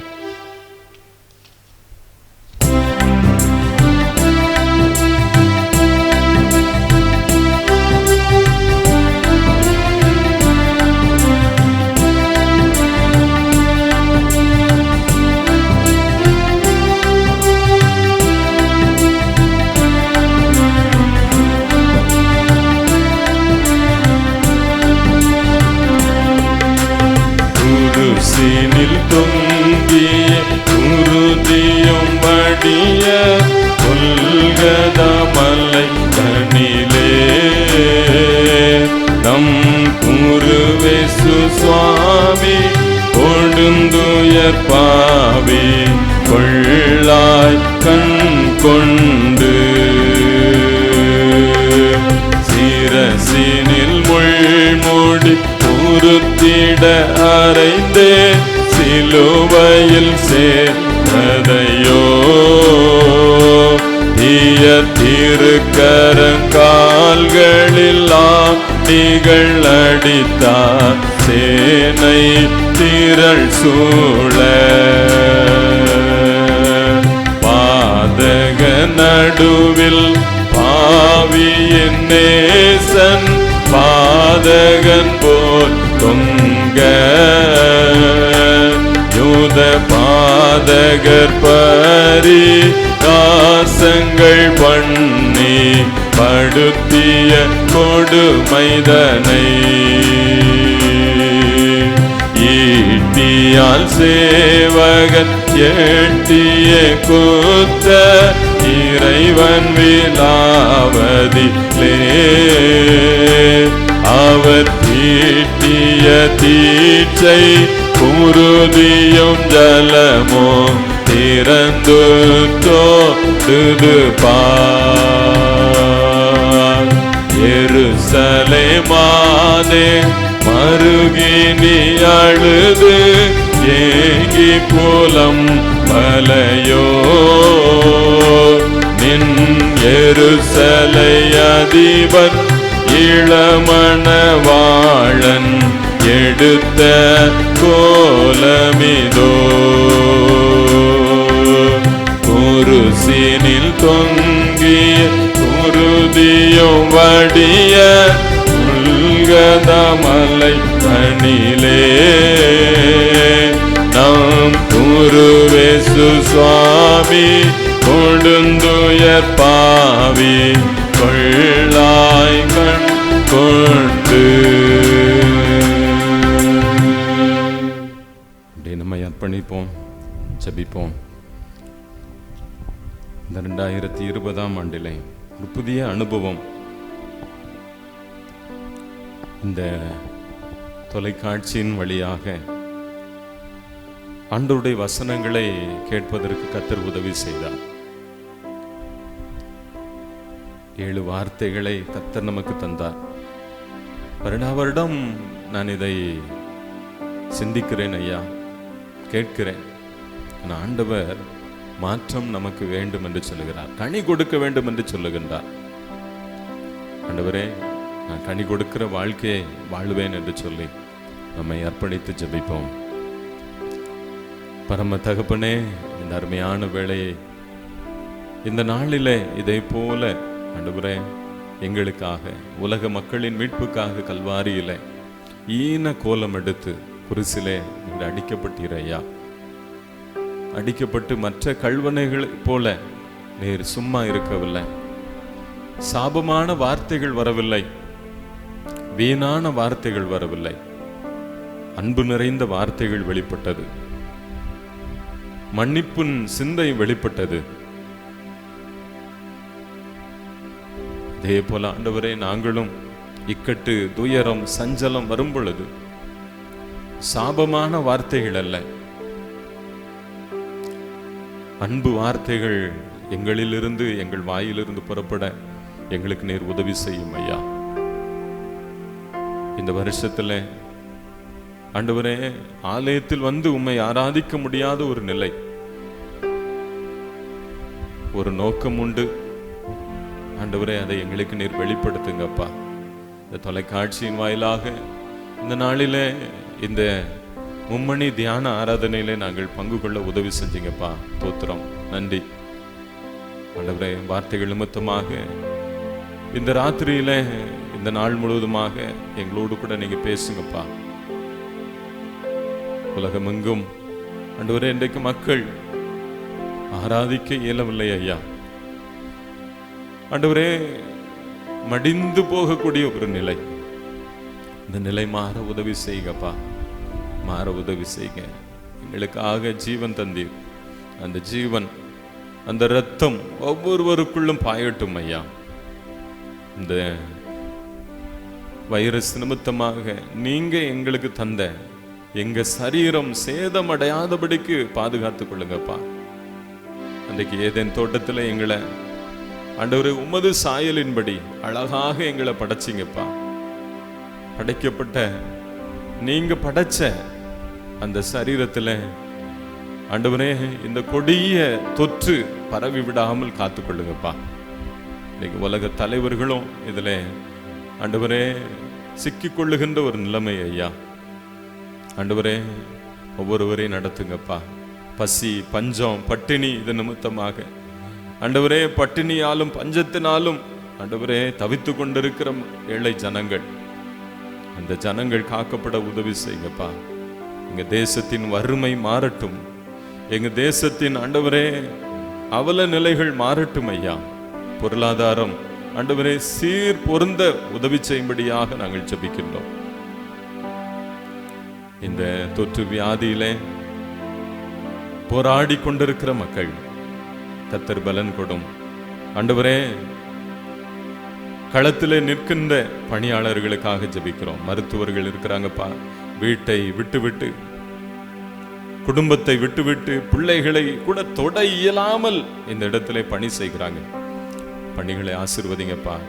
மருத்துவர்களோடு இணைந்து செவிலியர்கள் இருக்கிறாங்க, பணியாளர்கள் இருக்கிறாங்க, சுகாதார ஊழியர்கள், பணியாளர்கள், அரசாங்க அதிகாரிகள் பகலாக இன்னைக்கு நிற்கிறாங்க. கர்த்தாவே அவங்கள பாதுகாத்துக் கொள்ளுங்கப்பா. தேசத்துல காவலர்கள் இருக்கிறாங்க, அவங்கள பாதுகாத்துக் கொள்ளுங்க.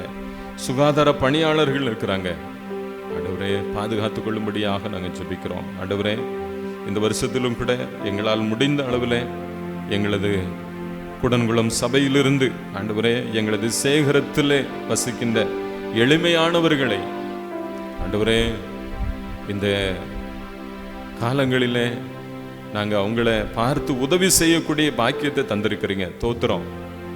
கொடுத்த மக்கள் அனைவரையும் ஆசீர்வதிங்க ஆண்டவரே. பிரித்து கொடுத்திருக்கிறாங்க, பகிர்ந்து கொடுத்திருக்கிறாங்க ஆண்டவரே. கொடுத்த ஒவ்வொரு கரங்களையும் ஆசீர்வதி, வழி நடத்தும். தொடர்ந்து நம்முடைய உயிர் தெழுந்த திருநாளை ஒரு மீட்பின் திட்டத்தோடு நாங்கள் எதிர்பார்த்து கொண்டாட எங்களுக்கு உதவி செய்யும். இந்த நாளில் கூட 7 வார்த்தைகளை பேசின ஒவ்வொரு பிள்ளைகளையும் கர்த்தர் நீங்க ஆசீர்வதிங்க. இந்த ஆண்டிலும் உங்களுடைய பிள்ளைகளை பயன்படுத்தினீங்க, தோத்திரம். தொடர்ந்து பயன்படுத்தும், ஆசீர்வதியும். இந்த ஆண்டவரே இந்த காணொளி காட்சிக்காக ஆண்டவரே முயற்சி எடுத்த ஒவ்வொரு பிள்ளைகளுக்காக நாங்கள் ஜெபிக்கின்றோம். ஆசீர்வதிங்கப்பா. எங்கள் சபையை ஆசீர்வதிங்க ஆண்டவரே. சபையிலே பணிகளை செய்து கொண்டிருக்கிற பிள்ளைகளை ஆசீர்வதிங்க. ஒவ்வொருவரையும் கர்த்தர் நீர் பலப்படுத்தும். நிறைவான கிருபை எங்களை தாங்கட்டும். துதி, கன, மகிமை எல்லாம் உமக்கு நாங்கள் செலுத்துகிறோம். எங்கள் ஆண்டவர் இயேசு கிறிஸ்துவின் மூலம் வேண்டிக் கொள்கிறோம், எங்கள் ஜீவனுள்ள நல்ல பிதாவே, ஆமென். நமது ஆண்டவராகிய இயேசு கிறிஸ்துவினுடைய கிருபையும் பிதாவாகிய தேவனுடைய அன்பும் தூய ஆவியானவருடைய ஐக்கியமும் நம்மனையரோடும் கூட இன்னும் இன்னும் சதா காலங்களிலும் நிலைத்திருப்பதாக. ஆமென், ஆமென்,